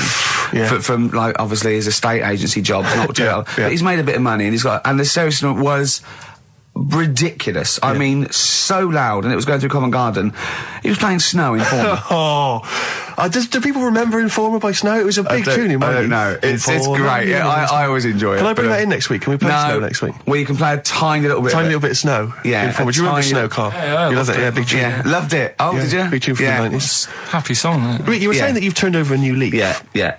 Is that in all aspects of your life, or is that just in your broadcasting career? Because the reason I bring that up is because, do you want to describe what you were eating just now when we came in? Because you're a 40-year-old man, you put on a little bit of weight, so presumably you're watching what you eat. Well, no, but it sounded exotic. I went into a cafe and they didn't have a cheese sandwich. Right. And can I describe what it looked like to me? Right, it looked to me like a big slab of cheese. You've just got them to just cut off a big block of cheese, like the size of a CD case, or one of those double albums, right, of cheese, right, and just lightly melt that for me so it drips over my hand and it gets really greasy in the bag. But just lay some strips of bacon on the top. Yeah, but listen, you've embarrassed yourself. Is that what it was? No, it's a croque monsieur, so it's French. It's a what? A croque monsieur. A croque monsieur. Yeah, and so I thought, I've never heard of a croque You're having monsieur. Let's see, you've embarrassed yourself. Is that how it's pronounced, or is it croque monsieur?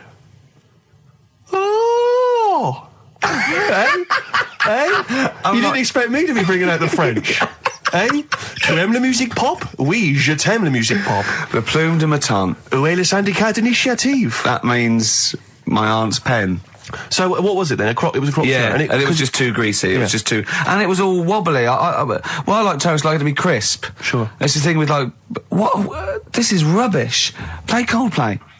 Back to form there, Oasis and Little by Little. This is XFM 104.9. I'm Ricky Gervais. Who are you? My name's Steve Merchant. Good to see you. Thanks. With us, the producer in the studio is Karl Pilkington, and he'll be doing the buttons. Yeah, you made a good effort there. But, once again, got bored. Words are your enemy, Rick, and they defeated you once again.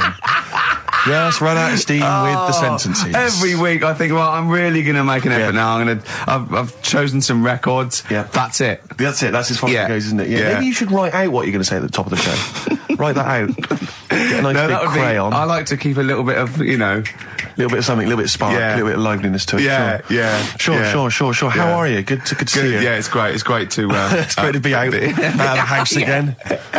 Yeah. Oh yeah, just I was going to say, because we've been doing this for a long time now with a little break, but XFM are bringing new listeners all the time. I've heard 4 or 5 a week. Really? Yeah. New listeners tune in to XFM 104.9. Radio 1, beware. Yeah. Yeah. And we might take it for granted the people that know who we are, know who you are, know who Karl is. Sure.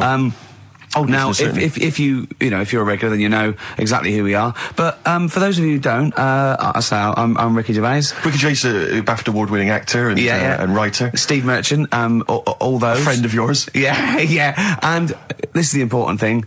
Karl Pilkington. Absolutely. Our producer. I say producer, he was the bloke who was lumbered with a job. When I said, listen, I used to run the desk in the old days. When I was like, I used to press the buttons and run the desk and everything. And now I said, listen, I've been on the telly. I do not press my own buttons.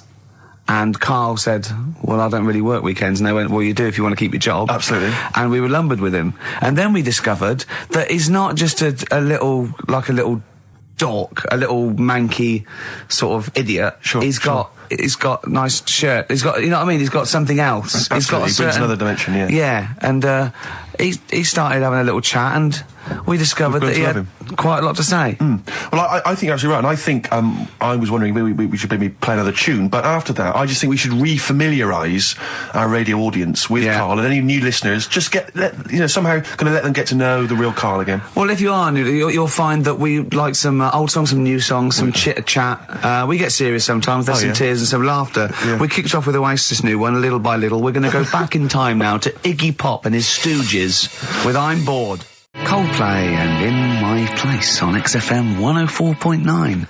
I'm Ricky Gervais. With me, Steve Merchant. Hello Steve, there. Lovely to be here. Yeah. Karl Pilkington there, pressing the buttons. Great to be here. Yeah. How long can you maintain it? I'm bored already. Yeah, already bored of doing Bored already. Every week you start it the same way. Yeah. That was not bad, though. You actually grammatically made sense, which is really impressive. Yeah. Thanks very much. A rare treat, indeed, from Ricky Gervais.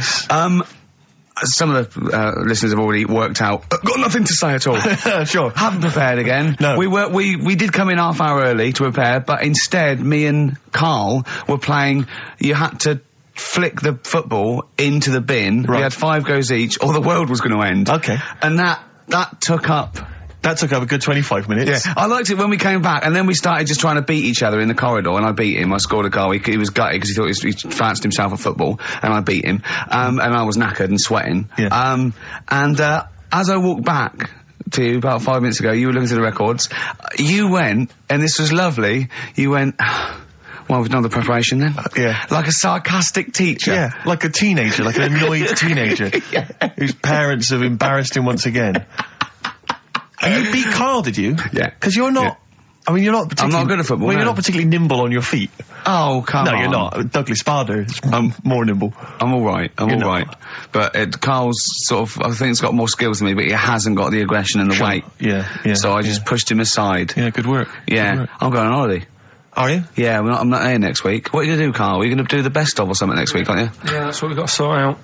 Well, I can't sort it out. I've got to go to the airport. No, straight after the show you've got to do some links. No, I'm not doing any links. I said I wasn't, so... That's what we planned. No, we didn't. I said I'd do some during the show, and then I thought you were joking. I honestly can't do it today, so we do some during the show. What are you going to do? Just put the shows that we've done in this year? Sorry, guys, I hate to interrupt. This is the sort of stuff we should have been discussing when you were playing football. I know. Play record. What are you going to play? Let's have a bit of Foo Fighters. Okay. Let's just discuss this off there. Okay. 104.9 XFM. You alright? This is Karl, producer of Ricky Gervais and Steve Merchant.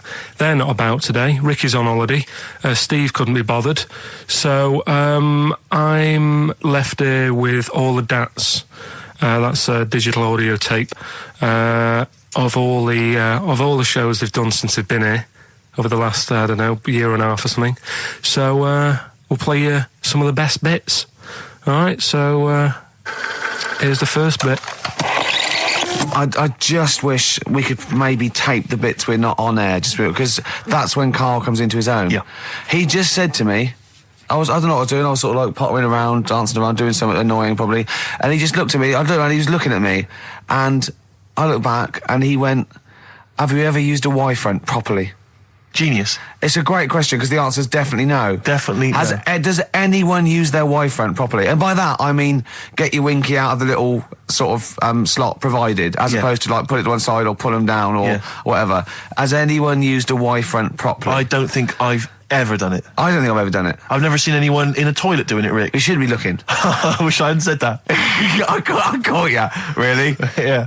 That's actually how you prove people are gay. Yeah. Get them into this conversation. Yeah. It's a trap. Yeah, it's a trap. It was the trap. Yeah. I'm not gay, by the way. Yeah. You didn't prove I was gay. I double bluffed you. Because I knew the old gay trick. I thought it was the old gay lord say no thing. That is another method. Yeah, there's innumerable methods of doing it. That's how Oscar Wilde was caught. Yeah.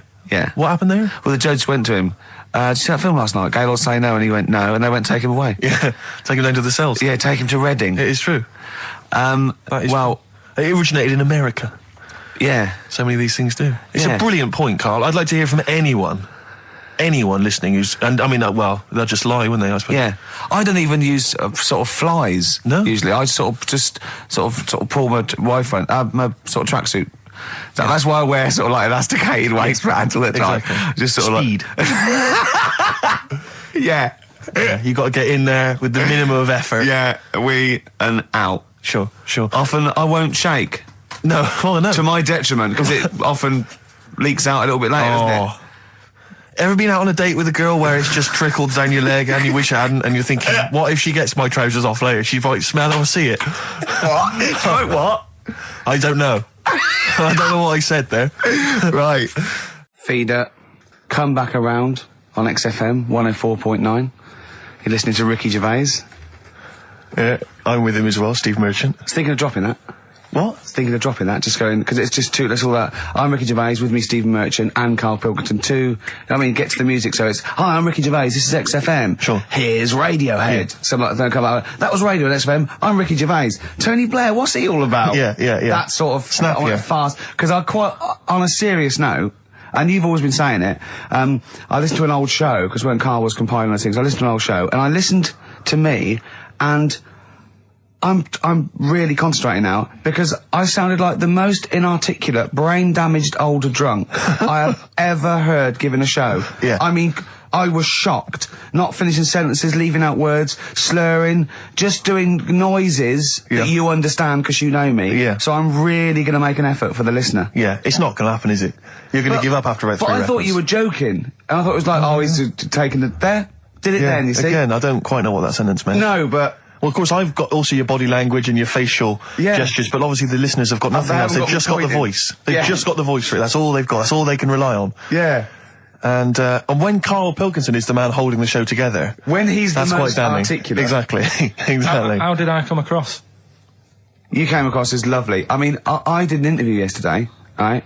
And I was trying to describe you to this journalist, and I was going, it's like a cat can talk. Because the things you say, I just want to know what your world is. You know, when a cat comes in, you go, where have you been? And it looks as you like, you know, it can nearly understand you. And you're like, oh, I wonder, I'd love to know what that cat thinks. And with you, it's almost like we've got one. Yeah. Yeah. Did you like that? You can also lick your own testicles, I think, can't you? So, yeah. Did you play the doves? And Envy on XFM 104.9. I'm Ricky Gervais, with me Steve Merchant. Absolutely, yeah, hello. That clang you heard there isn't Karl. No. Karl's away. It's Sturgis. Claire Sturgis is here. Yeah. You'll know her from the Claire Sturgis show, but we know her from our early days on XFM, and, you know, we're good friends. It's sort of like old times, isn't it? And Karl had a little surprise birthday present. What's the story with this, Claire? Because I don't know about this. Do you know, I came in on Monday expecting to see his little smiley face, as usual, and it's always not here. What do you mean? So, apparently his girlfriend had surprised him and dragged him off to the Caribbean for a week. Wow. No, Canaries, isn't it? Oh, I mean, I don't know. He likes the Caribbean, he likes the crabs. Yes. Yeah. I thought he was bored of the Caribbean. I thought he didn't enjoy it last time. No, he loved it, didn't he? No, I don't think he did enjoy the it's crabs. Tunisia he didn't like. Right. He's been travelling, hasn't he? I know, yeah. He didn't like Tunisia because there's flies the size of matchboxes. Of course. And, and midgets in the kitchen. No, there's nothing wrong with that. Yeah. Midges or midgets? Midgets, he said. Right. It was midgets. He wasn't saying anything bad, he said that there were lots of midgets in there. Lots of midgets in the kitchen. And I thought he'd gone away to some sort of, like, theme holiday. Yeah.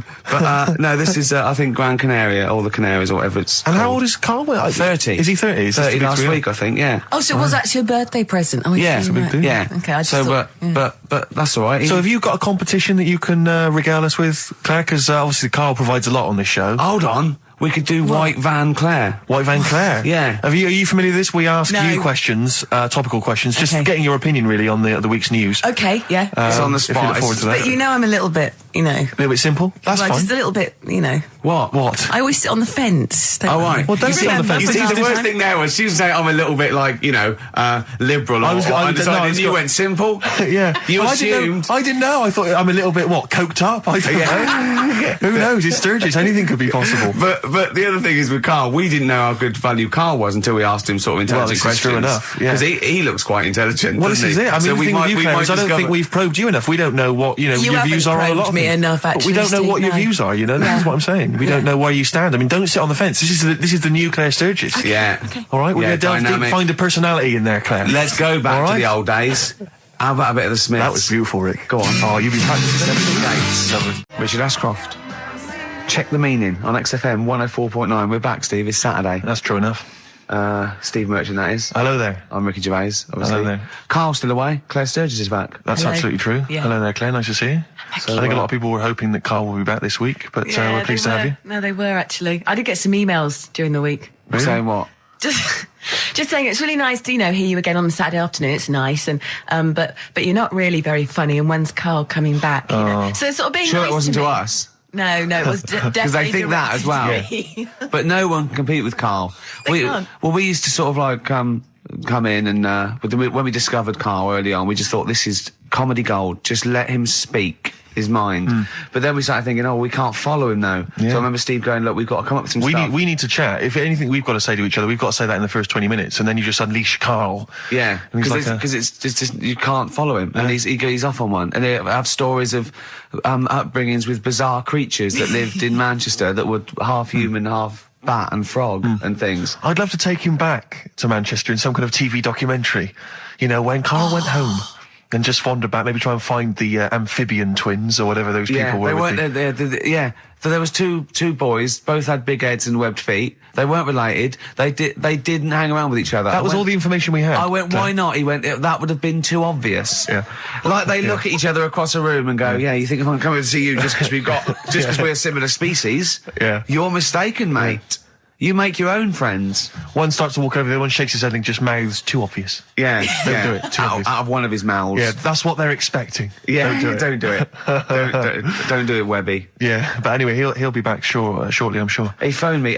His dad's ill. His dad's in hospital, so Karl went back to sort of look after his mum. And he was so sweet. He said, I'm back, I'll just drive my mum around. He said, so unbegrudgingly, he just went, it's like old times. And I said, sorry to hear that. And he went, that's all right, yeah. I think it's going to be fine. And I said, how was your holiday? He went, Yeah, it were good. Except it were a nudist beach, they didn't tell me. Of course it was. I went, what do you mean? He went, well, sitting on the... I don't know why they have to do it. I don't know why they have to do it. Why do they have to do it? He went, Suzanne said they think there's nothing wrong with it, like being a transvestite. Right? I went, I love the fact that your girlfriend has to tell you what's wrong and right in the world. And he went, well, we're walking along the beach, fella coming towards us with knob out. I went, oh, what's going on here? Right? And he said, and because it wasn't all nude, he's walking round, he's stark naked, and he wants the freedom of that, but he's got a big rucksack on his back with his clothes on just to get changed. He went, so what's the point in that? Right? And I went, he should just carry the book. He went, what, and covered it up? When he went, oh yeah, good idea. See? He went, but I wasn't happy. He says, and that was the first day, so we didn't go there again. I just imagine his little face. Yeah, just going, all right, gobsmacked. That's out, that's out. What's that doing out? Why has he got his out? I imagine Karl sort of dressed in a suit, in a sort of safari suit, done right up with a cravat. I'm not undressing. I don't want people seeing the flesh. That's for you, love, and no one else. But I love the fact that it's going, goes, Karl, they don't think there's anything wrong with it. They're just happy that way. and he in his own mind just goes, like being a transvestite.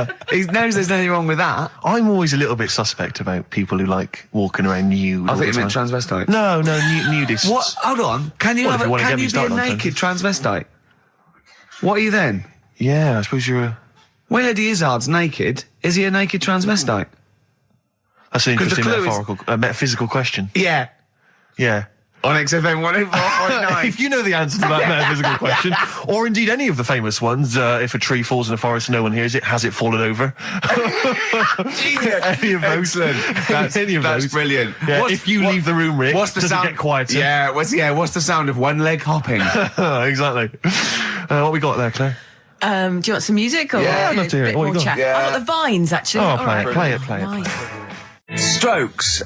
Someday. I'm already annoyed. I've been here 3 minutes and I'm already annoyed. Yeah. I'll bring back Claire, I'll tell you. No, it's not his fault. It's the whole place. The library's shite. I tried to get... Oh, God. I had to go to Capitol Library.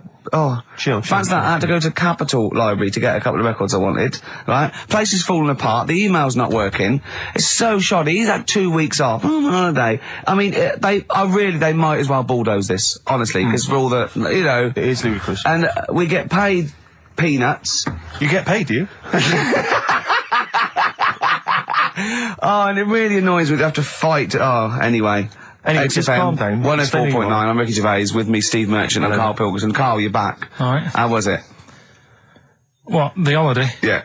Well, it wasn't all fun, was it? Because my dad was in hospital. Oh, but he wasn't during the holiday. Not during the holiday, though, was he? You came back from holiday and then found that out, didn't you? Yeah, but it happened when I was on holiday. Did you know that, though, when you're on holiday? No, because I didn't take my phone with me. Well, the weird thing is, I got a feeling when I was sat there, because it normally happens. It wasn't a nudie speech, was it? When I first went away, you saw that old fella with his packet out. When I went to Ibiza, right, I had a feeling, and I called home. My dad had punctured a lung. When you say you had a feeling, what do you mean a feeling? Just like, I should call home. There's something not right. But this time, a very specific feeling. How did that manifest itself? How did you get that? What kind of feeling? Is that tingling thing? I'm getting a bit of a lung feeling. Yeah. A bit of a dad lung feeling. That feels like a punctured lung. Hold on. Well, anyway. No, but anyway, the holiday was good. We talked about it last week. Well, let's probe Karl about his holiday, because that's the sort of thing that audiences will stay tuned for, Rick, I'm pretty certain. Yeah, sure. Find out about you know more about this radio business than me. You hooked them already. Indeed, yeah. Well, also I'm thinking we've got nothing. So now we may as well save that. No, I resent it. I used to put a lot of work in, but no, I think of the money, which is, for me, pretty shoddy. Well, you know what I mean? I don't usually get out of bed an awful lot of cash. Well, exactly, yeah. And, the whole thing is the whole setup. It was raining today. I thought I should have a cabin. And then the sun came out, so I walked in again. Ah, dear. How are you? But I'll tell you what, I got a bit criticised last week as well that I only played ballads and the same songs, so I'm going to rock out this week. I've been down to Capitol Library to get some good tunes. And what about a little bit of AC/DC? Took me all night long. Let's hear it. Doves, Caught by the River on XFM 104.9. I'm Ricky Gervais, Steve Merchant, Karl Pilkington and everything. No, I'm going to be honest with you. Go on. A little bit hungover, didn't feel very well. Yeah. I don't know if I'm hungover or still a bit drunk, but I don't feel... You sound like you're still a bit drunk. Yeah, so what I'm worried about... You do every week, so... But what I'm worried about is the standard will slip. Yeah, if I'm not right on the ball. And the other thing is, I haven't had a lot of time to prepare the show today, so I don't, I don't feel, 100%. Yeah, I haven't done it. Carl. Right. Look. Have you finished that sentence? I don't make me laugh because it hurts as well. And there's the other side effect to me being a little bit hungover or drunk or whatever, right, is that I can be annoying. Right, yes. Because just to amuse myself, I sort of like turn my body off a little bit and just poke and like that and annoy people and that. I want to sort of like. Well, you do the physical equivalent of freewheeling. Don't you? You just I sort of want to climb on Carl and go to sleep on him. Yes. Do you know what I mean? Yes. They both annoy him and it'd be comfortable. Yes. Which is, can be annoying. Just a little thing just to make this show a bit easier. If you'd put your hand up when you want one of us to speak, because I'm not quite sure when the sentences are finished. The hands are up. Okay, good. So, the hands are up. Okay. Good, alright. Okay. Are you gonna just keep them up the rest of the show, or? No, Carl, do what you, huh? Good, alright. Do you want to, is there an excuse as to why you're a bit hungover? Too much wine. Okay. Last night, yeah. Yeah, good. Thanks for that. Because this is the only work you've got to do all week, isn't it? Unless I'm very much mistaken. You don't have to do anything. You just sit at home eating cheese. Yeah. Then occasionally you do a bit of sort of shadow boxing. And that's exercise. And then you sit and watch TV. Yeah. Is that roughly what you did this week? Yeah. So this is the only 2 hours you had to do anything for all week. This is you had to prepare for this. Yeah, but who can plan a hangover? Right. You'd think, Carl, you said you had some stuff. Yeah. What have you got? I love the fact that, whereas I was a little bit slow, Carl there leapt into action to keep this show afloat, keep the pace up. Go on. Right, well, Carl, are you hungover as well, or? I'm just a bit annoyed because I'm with you. Do you know what I mean? He hasn't got much to do all week. You're having a laugh. What? What angers me is I kind of hope that maybe I could have quite a long career in radio, and I sort of feel like I don't know, the word sinking ship. Those words spring to mind. But because it feels like, Carl, you're just a chancer anyway. You weren't even supposed to be on air, and we've made you into something of a household name, and that's cool. Household name. And Ricky's already a celebrity. He's got it stitched up. He's got corporates. He's got voiceover work. But I've got nothing. I'm running on empty. I'm not nothing. I've got nothing. I'm sort of dependent a bit on this. Yeah. Financially. And, go on then. What and you two are sort of bringing it down, really. Right. Do you reckon I can get my own show, Carl? Carl. Tell them what I did out there with a bin. No, Carl, tell them how funny I was out there with a bin a minute ago. So anyway, come on, I'm bored of this. I'll tell you what. will we tease them with what we've got coming up next? Yeah, Carl, tease us after the next record. I think we've already got them for 2 hours. Yeah, we've hooked them, Carl. Don't worry, this is textbook radio. What's this? Barbie on board. Yeah. Doves. Caught by the River on XFM 104.9. I'm Ricky Gervais, with me Steve Merchant and Karl Pilkington, doing the button stuff. Actually becoming a little bit of a producer. Carl, he's put a bit of work in, hasn't he? He's come up with a few games, and we made him. He's getting a bit stressed when we shout at him because the mics don't work or it's hanging off. It was too hot in here. He couldn't get the thing working last week. I really would throw this studio away and get a real one. Yeah. Well, I'd get one of those ones you can buy for like tenner from Argos. Argos, yeah, like Bon Tempe. My first studio. my first with a little picture of Carl on it. Yeah. Exactly. That'd be great product placement. What have you got this week for us, Carl? Because again, we've put very little. I said I would put. I'm not hungover, but I've put nothing into it. Rick, have you done any work for this week's show? No. None whatsoever? No. Okay, Carl, what have you got? What have you got? Quick. Keep them. It's 5 past. They're turning over already. They're finding other things. There's melon stew. There's everything. Well, go on. We've got after the success of last week, Rockbusters. Okay. We're doing that again. Sorry, were you on the same show as us? I thought it went all right last week. Yeah. Okay. Good. Right, so we'll be doing that. Got some nice prizes. Which? What prize? What arbitrary films have you got? Have you got? Don't tell them yet. Don't. No, I'll tell you what. If it's Children of the Corn 2, then can I enter this competition? There you go. What is that? He's got some different prizes. Maybe I should just tease the audience with those a bit later, Rick, because there's some exciting stuff there. It's going to be amazing. Yeah. Right, so I don't want to give too much away, Rick, but one of them is a copy of The Office on DVD. Is anything like maybe Burt Reynolds' straight-to-video film? Are there any of those in there? Sadly, nothing quite as classy. Fist. Yeah. Right. So we've got that lot to give away. Yeah. We've got Go on. educating Ricky. Well, teacher stuff. Because you taught me that people used to eat tomatoes off lead plates in the land of Narnia last week, which was good. Yeah. No, it's only tomatoes they ate off the lead plates, by the way. Why didn't they think other fruits and vegetables were poisonous? No, it wasn't. It was because tomatoes had acid in them. That was the problem. You see, you don't listen, right? Well, lots of fruits have acid in them. Yeah, but they didn't eat them back then. they didn't have bloody kiwi fruit and stuff. Don't did say back then. bloody. You're a producer. You'll start saying shit and cock and stuff. You start saying bloody. Tits. Play the. Hang on, right, and... Go on, keep him hooked, right? Yeah. We've still got a song with a story in it. Yeah. You don't want to play Babushka, do you? He doesn't like the idea of Babushka. I told him that was a story. Yeah. And he doesn't like it. A devil went down to Georgia. Someone sent in. You know, he's looking for a soul to steal. Yeah. Doesn't like it. Why don't you like that? Do you know the song? Not particularly. Right, it's a song about a lad who goes into a pub on a normal night. And it's in sort of the deep south of America, New Orleans, something like that. It's you know, it's not the old Kent Road. Right. Okay. Go on. Goes into a pub. There's a devil in there. Who's getting a bit cocky. He's had a bit to drink, and he's saying, "Do you want to sort of gamble your soul away with me, and we'll see who's best at playing the violin?" Yeah. And I think the lad wins in the end, but it's not real enough. Whereas the one. Oh. What? Not like the Shadow that got fed up and started pushing kids off bikes? Rick, I think you're referring to stuff that no one made sense of last week. Yeah, exactly. I don't think we should refer to last week. Let's play Mock Turtles, Can You Dig It? And then we'll come back and we'll talk about that. I've come to the conclusion, Rick, we should never refer to stuff Carl said in the past, because it would just take too long to explain. Okay, alright, that's fair enough. Foo Fighters. All my life on XFM 104.9, I'm Ricky Gervais, with me Steve Merchant, and of course Karl Pilkington. Ooh, have we got a show for you today? What have we got planned? Loads of stuff, and 2 hours of it. Right. And all the records. Specifically, what sort of stuff have you planned for us? Because I know you've been working hard. What have you done? Well, you know, I've been busy this week. I've been house hunting, I've various things, but I know you've had the whole week off. Right. So what have you been up to? Go on, Karl, tell them what we've got. Tell them what we've planned, all the stuff you've done. What have you got? But Rick, specifically, what have you come up with? Quick, because people are getting bored. Tell us what I've come up with the music. Right. Obviously we've already planned that. We planned that last week, so that's all done. But what have you yourself contributed to today's show? I got a text message today from Ross Noble. You know Ross Noble, the comedian. It was on. Have I got news for you? Right. He says, ask Karl if he woke up with ladies' boobs, would he just put a dress on and live as a lady? Or will he just be a man, but with these boobs? Carl, it's a good question.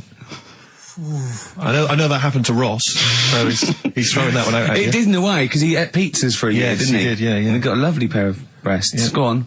Probably just find a loose-fitting jumper, go to the doctor's. What would you say to the doctor? How would you explain this phenomenon to the doctor? So you'd be happy with this because you believe in shite, like no. Go on. But it can happen because I told you a couple of weeks ago how that can happen. How you can wake up with breasts if you're a fella. I told you. Go on. Haven't you remembered? No, it's funny that, isn't it? Go on. Have you, Steve? No, I don't remember this. Did you tell us on air? Yeah. It can happen if you go to Argentina and have a steak. You can wake up with breasts. Because I'm sure I'd have remembered that. Pull the other one. Look, he likes that. Is that what you've come up with this week? That joke? Yeah. Brilliant. Play a record. It's going to be a dynamite show. Listen, look, I'm going to play some classic tunes today. I'm going to educate the youngsters, Steve. Right, now, you've all heard of Lou Reed, you've all heard of Velvet Underground, but, you know, have you heard of Venus in Furs, Karl? Shiny, shiny, shiny boots of leather. Oh, and the very hot chilies there. Oh, yeah, indeed. The Zephyr song, Red Hot Chili Peppers on XFM 104.9. I'm Ricky Gervais, with me Stephen Merchant. Hello there. Over there, little Karl Pilkington. Indeed. See the write-up in Heat this week? No, is it good stuff? Basically Carl's show. Yes. Which is fair enough. No, I mean, he's the only one doing any work. I know. He's the only one contributing. We thought no one had noticed, but Heat were on it straight away. Yeah. They picked out, I read it to him over the phone. It said, 2 hours of, like music and everything, right? Karl Pilkington, he does Educating Ricky, a strand where he educates Ricky, and Rockbusters, which is loosely based on Blockbusters. It says, basically you'll be tuning in for that. And I read that to Karl and he went, oh, and I was going to drop it. You weren't, were you, Karl? So he believed the hype. Yeah, I think you've got to, I mean, it's like... You've got to mix it up, is what you're saying. Keep it fresh. A lot of people are saying to you at the moment, are you going to do another series of The Office? It's kind of like that. I've got to decide whether it's right to move on with it or do something different. Is it dead in the water? Yeah. So what's your decision? I mean, maybe, We'll probably keep it for this week. Sure. And see how it goes. Okay. You got anything else on the back burner? Any other ideas? Nothing. You're I'm still sort of. Do you know I came up with a load of game items? Well, I remember there was one that was based on fast food. There was, the rice is right. The rice is right. Now, just run the rules past me again.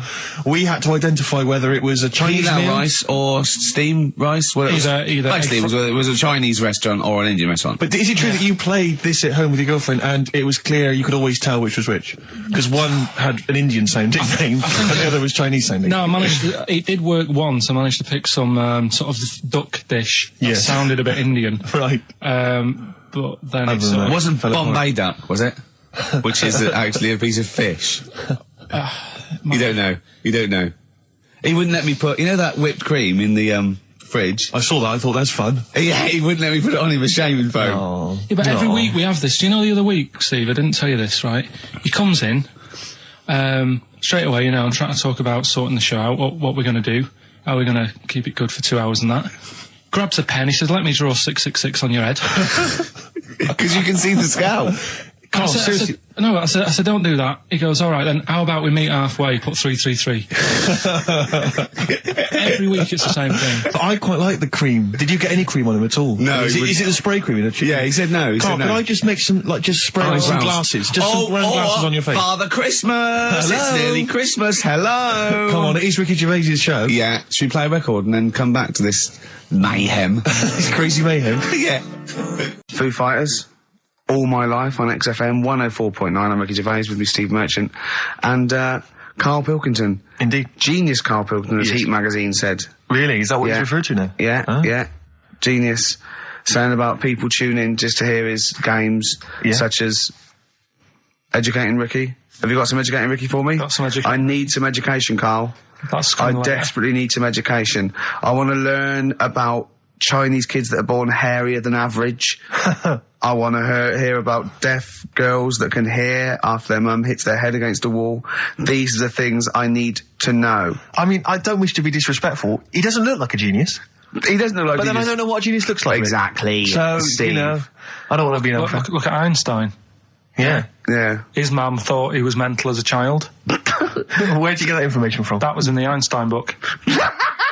Well, it was in the Einstein book, then it's truly true. Which Einstein book is that? Theory of Relativity? The big book of Einstein stuff. Oh, yeah. Yeah, the big bumper book of Einstein stuff. It's for a coach trip, and you have to fill in E equals MC1 squared, 2 fish, or 3 hello, and then it's multiple choice, and you fill it. It's great. Did his mum think, A, he was a genius, B, mental? Most people go for A, but it is in fact B. She thought he was mental at the age of 28. Oh, Karl, you never let me down. You never let me down. So have you got Educating Ricky for me? We've got Educating Ricky coming up. We've got Rockbusters. We've got Rockbusters. Great as seen and talked about in Heat. In Heat magazine. It's got really tough this week now. We're not messing about anymore. Right. Got some good prizes. Absolutely, yeah, we'll talk about those later. Because, I mean, was it last week that you had the classic? Was it, I can't remember, I'm paraphrasing, Karl, apologies. Something like, I'm here in Texas, I've fallen in a puddle, and my knee has got wet. Yeah. Whitney Houston. Yeah. And also, it was last week when there was a little bit of confusion over the one for Holly Valance. Right? Of course. I don't think it was confusion. I think it was your error. Yeah. No, it wasn't. And it was Holy Valance, and you meant Pelmet. Then Becky, who called up that time and said, if you're getting mistaken with Pelmet, right, she sent me an email in a week saying, I've done a bit of research. Yeah. It was my fault. I've made an error. Yeah. It is a Valance. Okay. And I know about valances, as I told you last week, at the very end, my auntie loves them. Yeah. Right? She makes them. She started off just like putting them on top of the, sort of window around the curtain. And then she thought, I can do more with this. Yeah. And she had a little coffee table that had magazines underneath, and she said, I'm sick of seeing them magazines when I'm sat down. She sounds like a Pilkington. So... I'm sick of seeing them magazines when I sit down. So she put a valance around the table. Yeah. She just got valances around everything now, right? Then, next step... she tapes everything. She never actually watches telly. She tapes it all because she gets sick of listening to the adverts and that. Yeah. So she tapes everything. So she's got loads of videotapes and that. And the video used to get on her nerves. When she was watching a film, she'd see the clock changing. Oh. And it distracted her from the film. So she put a valance around that.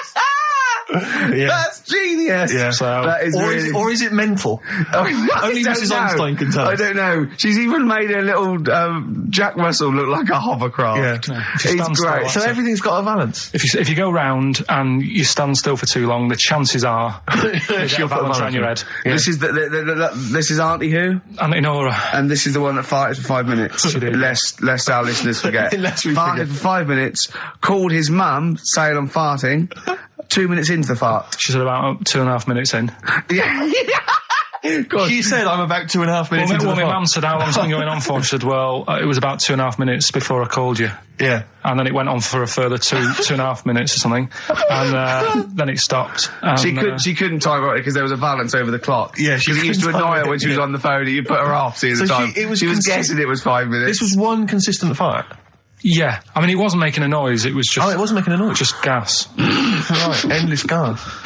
So, there you That's go. fantastic. Well, we started off with a new one, a little bit of Foo Fighters. We like new and old on this show, don't Indeed, we like to mix it up. I'd like to play to the Smiths from their debut album, I Don't Owe You Anything. Red Hot Chili Peppers on XFM 104.9. I'm Ricky Gervais, with me Steve Merchant. Hello there. Karl Pilkington. Alright. Don't be nervous. We might see a difference in Karl. He's a little bit shy. There's someone here from the BBC filming this, part of that celebrity boxing thing. The Fight, I think it's called, and they want to get a little clip of this, so we're going to let them film for a minute, and then they're going to go away. Is that alright, Karl? Yeah.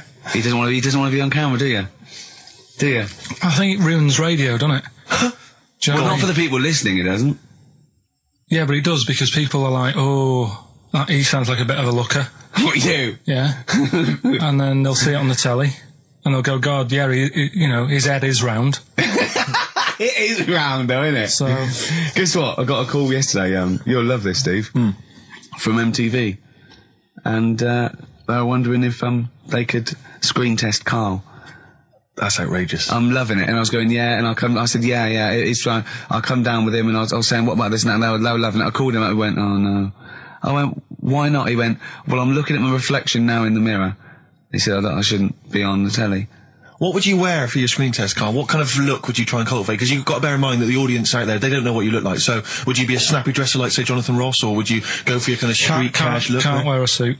You can't wear a suit? Don't hold it well. So, I'm thinking, I don't know, I'll probably wear my woolly hat, because that takes some years off me. It does. He looks about 10 with a woolly hat on. Yeah. Okay. And, is it quite a cool woolly hat, or has it got a bubble? It's charcoal. I'd say it's the in colour. Yeah, okay. And I'll probably wear me anorak. Right. He's going for he's going for glam. He's going for quite a glam look. No one dressed for a jumble sale. Wow. Yeah. But I'm not that happy about it all, to be honest. Are you going to do it? You're not going to do it? Well, I'm sort of stuck in the middle, because throughout my life so far, I've never planned for anything, right? It's just always happened. Yeah. The time, you know what I mean, being in plays at school, never planned it, but when I did it, I went down the store. It was a triumph, yeah, we all remember that. So... as I remember, you did Little Donkey. Did Little Donkey, yeah. And then later, someone was filming at the back. Was it your dad's mate? My dad's mate, well, yeah, and on the camcorder, he listened to it back, watched him playing it. His dad says, just off camera, what does he say? I don't want to say it because I'm in charge of the show and I'd be irresponsible. He looks like a right twat. So he gets home, listening, watching that, and then here's his dad just off camera go, he looks like a right twat. Yeah, alright, yeah. What are you worried about? Your dad saying that on the Can I word. just interject, because I'm really worried about this idea of Karl being on MTV, because the problem is that, you know, let's be honest, Rick, I mean, we're getting by the skin of our teeth, aren't we, really? It's only Karl that's keeping this afloat. Yeah. And if he gets on MTV and the world sort of gets a sense of him and they understand him, and he won't be ours anymore, we won't be able to control him, it'll be out there, it'll be in the public domain. That's the thing. No, that's the thing. That's the terrible thing, though, isn't it? It's like, Karl is my pet, but I realise I've got to release him into the wild. And, you know, because I love him, I know he's got to go free. Sure. But I want to... It's like Kez. Maybe someone will beat him to death and we won't have to worry. I'll have you on, though. I'll have you on as a guest. Which gets me on to something we've got coming up today. Oh, yeah, he's got a new idea. Yeah. Right. Do you know, like, I've talked about ghosts, and we had that good discussion the other week walking to Piccadilly Circus Station, and I was telling you about ghosts, and you were saying, Karl, don't be an idiot, and all that. Spoke to a woman in the week, done a little interview with her. You've done a little interview? Done a little interview, 2 minutes or so, with a woman who's got ghosts in her house. So I look forward to hearing that later. That sounds brilliant. Coming up later. Well, I'm going to play a classic tune now. I've just gone straight for it. I've gone for the jugular. This is Ziggy Stardust by David Bowie. Oh yeah, the smooth indie sound of Richard Ashcroft. The Science of Silence on XFM 104.9. I'm Ricky Gervais. Joined me is Steve Merchant and Karl Pilkington. It was an excellent link, that, Rick. Did you say Nime at one point? 104.9? Did I? Other than that, it was Again, textbook. Yeah, a desperate attempt at being articulate. Sure. But let myself down. With your See, this is the good thing about the boxing thing, because there's no chance of me, you know, slurring the words. Oh, no, I already slurred my words. Yeah, so no one, any damage will be totally fine. Yeah. Oh, the doctor's rushing in. I think there might be some kind of concussion. Jane just going, no, that's just the way he talks normally.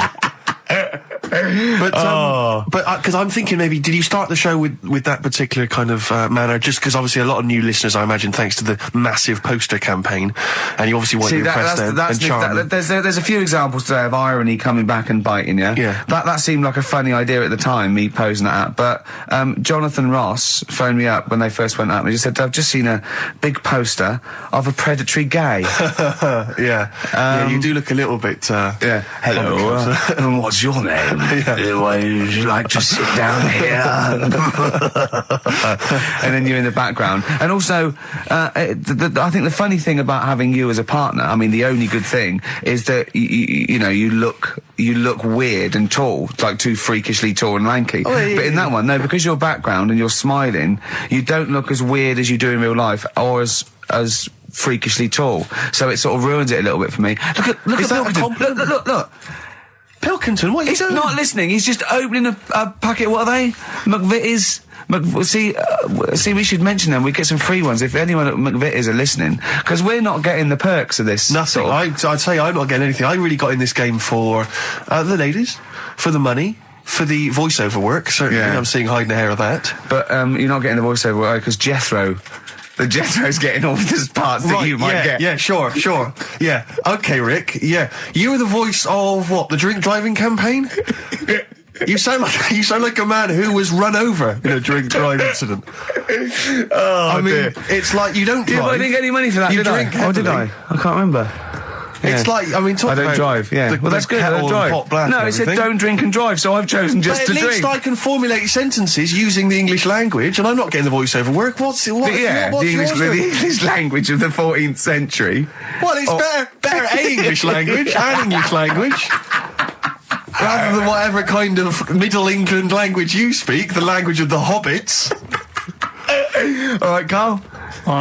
See, you're eating a biscuit. I can't believe it. Are you bored with this already? Do you know what? MTV called me last week. They called me again yesterday and said, when can they come down to do they're coming down next Saturday, by the way, to do a little screen test for you. They're going to sort of just film you with a little camcorder. You said this. They're going to film you. Are you alright? Do you want to, are you hungry? Do you want to go out and have a meal? I can't believe you're eating while I'm on air. No one can hear that. Do you know who I am? No one can hear that. Explain who I am. Well, that's Ricky Gervais, right? He's made his name on TV. Yeah. Okay, he's done any number of corporate gigs, and they pay silly money.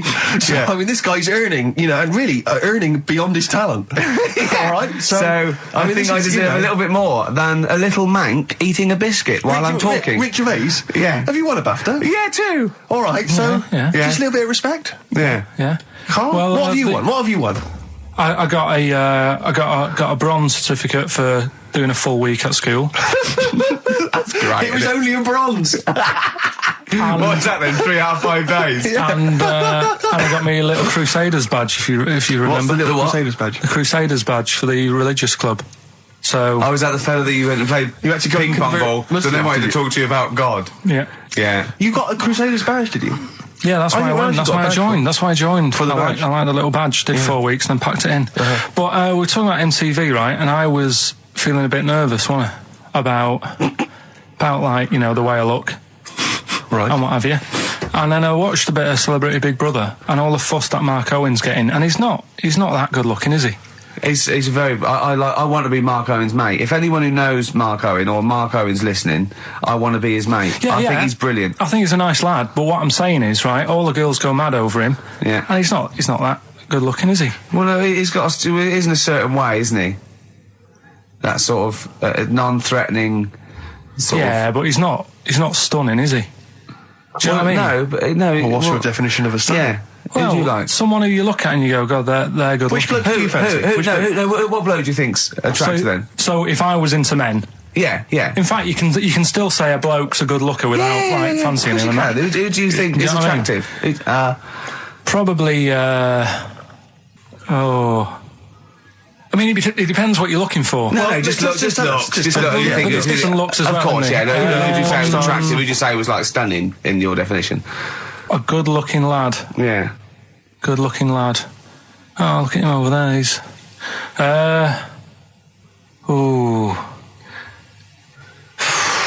Do you find, Robbie Williams, do you find him attractive? Boy next door, look. No, who do you... Carl, hurry up, because it's, we've only got 2 hours. Probably...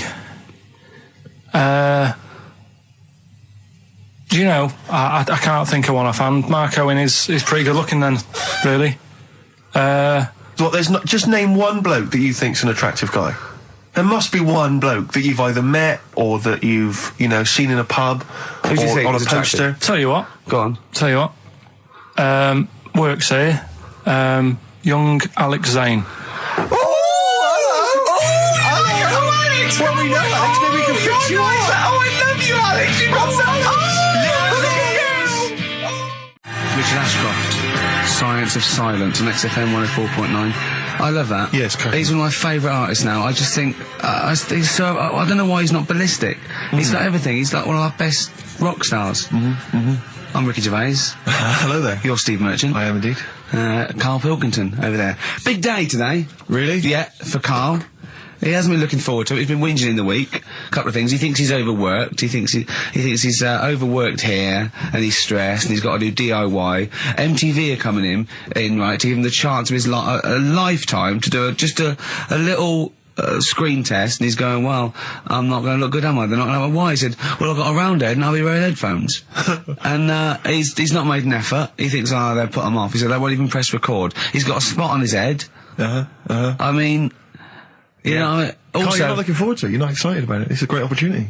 Why is it a great opportunity? To get on MTV. No, but look, money for old folk. Yeah, but look what's happened to people like Jeremy Speak, whatever his name is. And all Jeremy that. Spake, yeah. Yeah, and... slightly different. Why is it? Well... See? You're making it in the industry, and you've got something to give. He happened to be around when they were filming an airport. Do you see the difference? All right, the other one then, who's on a boat. Same thing, although at least she had a skill. She had a skill, she can sing, Well, it's just... I think it can all go wrong. Do you know what I mean? Of course it can. So can sitting in your little room moaning about nothing happening in the world. He wanted to stop educating Ricky because nothing happened. He said, look what happened last week. I scoured the net. He said, all I found was a dog in a car wash and a parrot and a vicar. Right? I'll tell you what, there ain't much more going on this week. Well, you're talking... listen, me and Steve, yesterday, we took a day off to prove you wrong, and we've come up with 2 of the most incredible things I told you about, and they're amazing. So there are things out there. Or but just go for truth. Go for truth and science and discovery. Fact is stranger than fiction. You don't have to revert to sort of like God and ghosts. I know, yeah. Do you know what I mean? But the funny thing is, like... last couple of weeks I've been saying there's not much going on. Yeah. I found out when I was looking that there was a day in 1930, right? It was a Good Friday. There was no news. There was nothing going on. They had to put a music video on or something on the telly because there was nothing going on. Play a record. We're going to play some classic tracks today. This is Debaser. Pixies, Debaser. I was looking forward to playing that. Came and said, Carl, I'll play that. I was looking. He put it on. Lauren just called through and said, we played that in the last half hour. Embarrassing. Yeah. So It's really what is the embarrassing. point of having a producer if he doesn't check things out? So, I mean, it's a good track. I mean, I'm sorry if you heard that twice in the last hour. Go on, So go what on, I'm going to do is listen to everything all the time. I've been running around. I get in early on a Saturday. You got in about the same time as me? I went out and bought you some biscuits, so you're happy. I put the coffee on. Yeah. I've sorted what prizes we're going to give away. I've been running to the library getting you certain tracks. Yeah. I can't listen all the time. I'm doing my best. Well, I'm not sure it's good enough.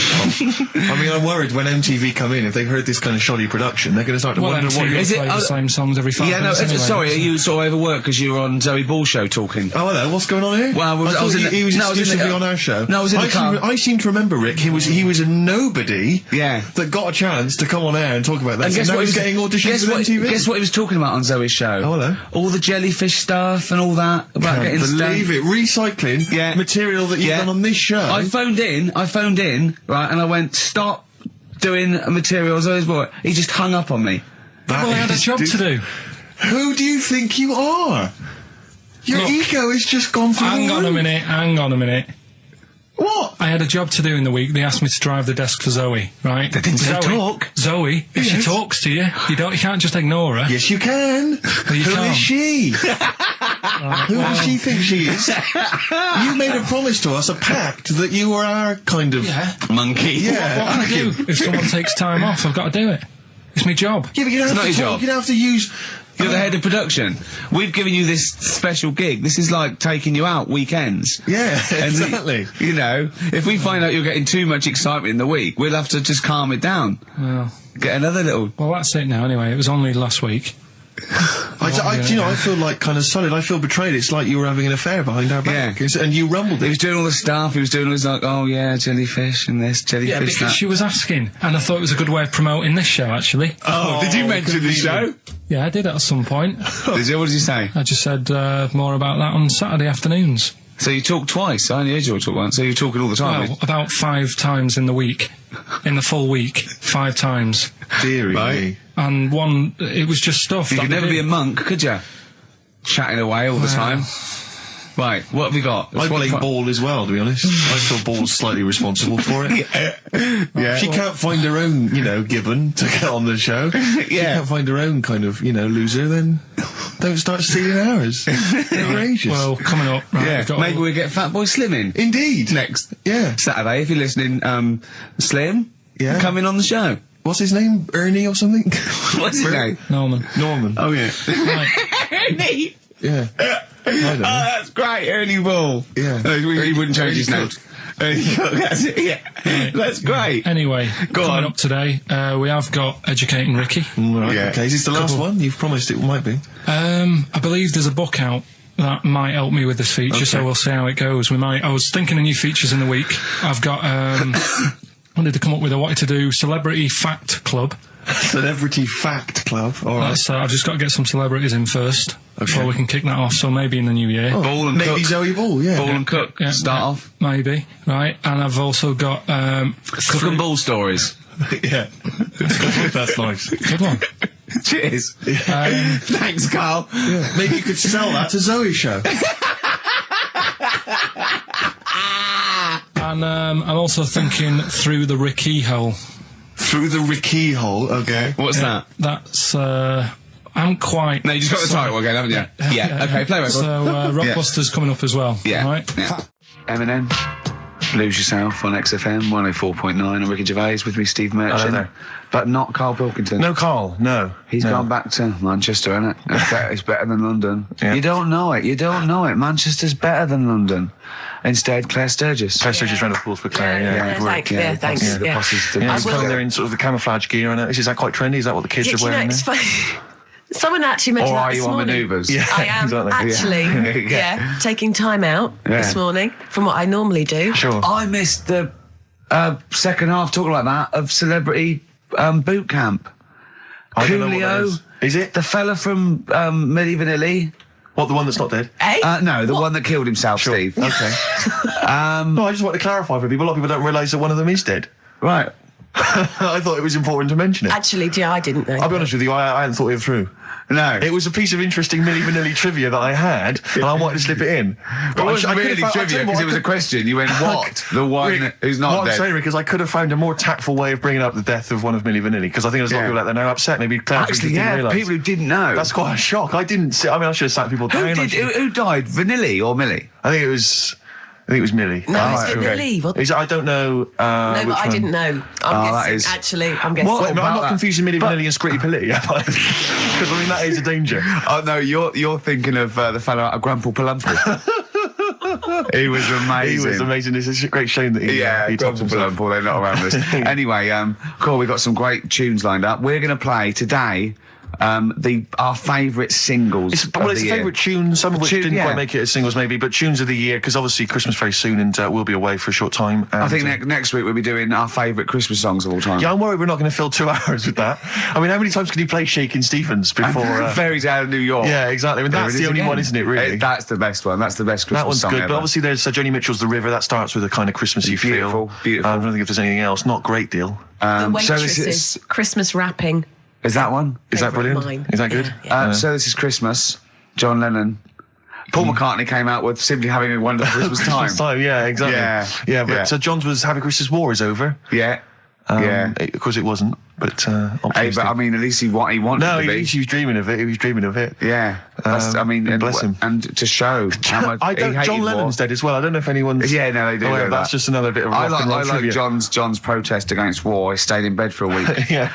I've been doing that. I've been protesting against war for ages. Yeah. I'm eating hamburgers absolutely. against war. Absolutely. I just got into Burger King on the way here. I went to the counter. But of course, that's not product placement there. And there's a number of other burger joints that people may wish to go to if I they often go to choose. McDonald's. Yeah, I often go to McDonald's. But I went into Burger King because it's close. It's convenient. It's convenient, but then often McDonald's will be convenient. McDonald's is just convenient. Depends where you are. Just as convenient depending where you are. And I said, could I have a cheeseburger and small fries? Take away, please. And he recognised me. He went, I've seen you on telly enough, won't you? He went, there's your meal. So I went, thanks. He winked and went, I'll put large fries in. Brilliant. So that's so it's paying off. At last, true genius is being rewarded by the burger joints. Because I mean, there's been a couple of times where I've been with you and we've gone in a restaurant and someone's given you a free meal or whatever. It's the way that it's like, you don't ask for it, it's just kind of offered. But I don't know what they're expecting in return. Nothing. I mean, do they think that you'll go away and you'll always think fondly of Chad who works in Burger King? I just think they think, I don't know, they make I'm going to give him a little treat. Yeah. I know, I don't like it, but then I'm always grateful, and I never. Yeah. But the thing is, I'm slightly embarrassed. Did anyone around you hear what had happened? No. Because I imagine the resentment, just the whole room No, turning they on didn't. you. I had to go around telling them. I went, I said, excuse me, did you hear that? He goes, no. He just gave me the free thing because I'm on the telly. And I went, I don't recognise. I went, you don't recognise me? I'm terrified now that that someone could be listening at Burger King HQ. You know, I'm assuming this is an unorthodox procedure. And that little fella's got fired. Well, they know it's Leicester Square now because I just mentioned it. So they know which Burger King it is. Oh, my God.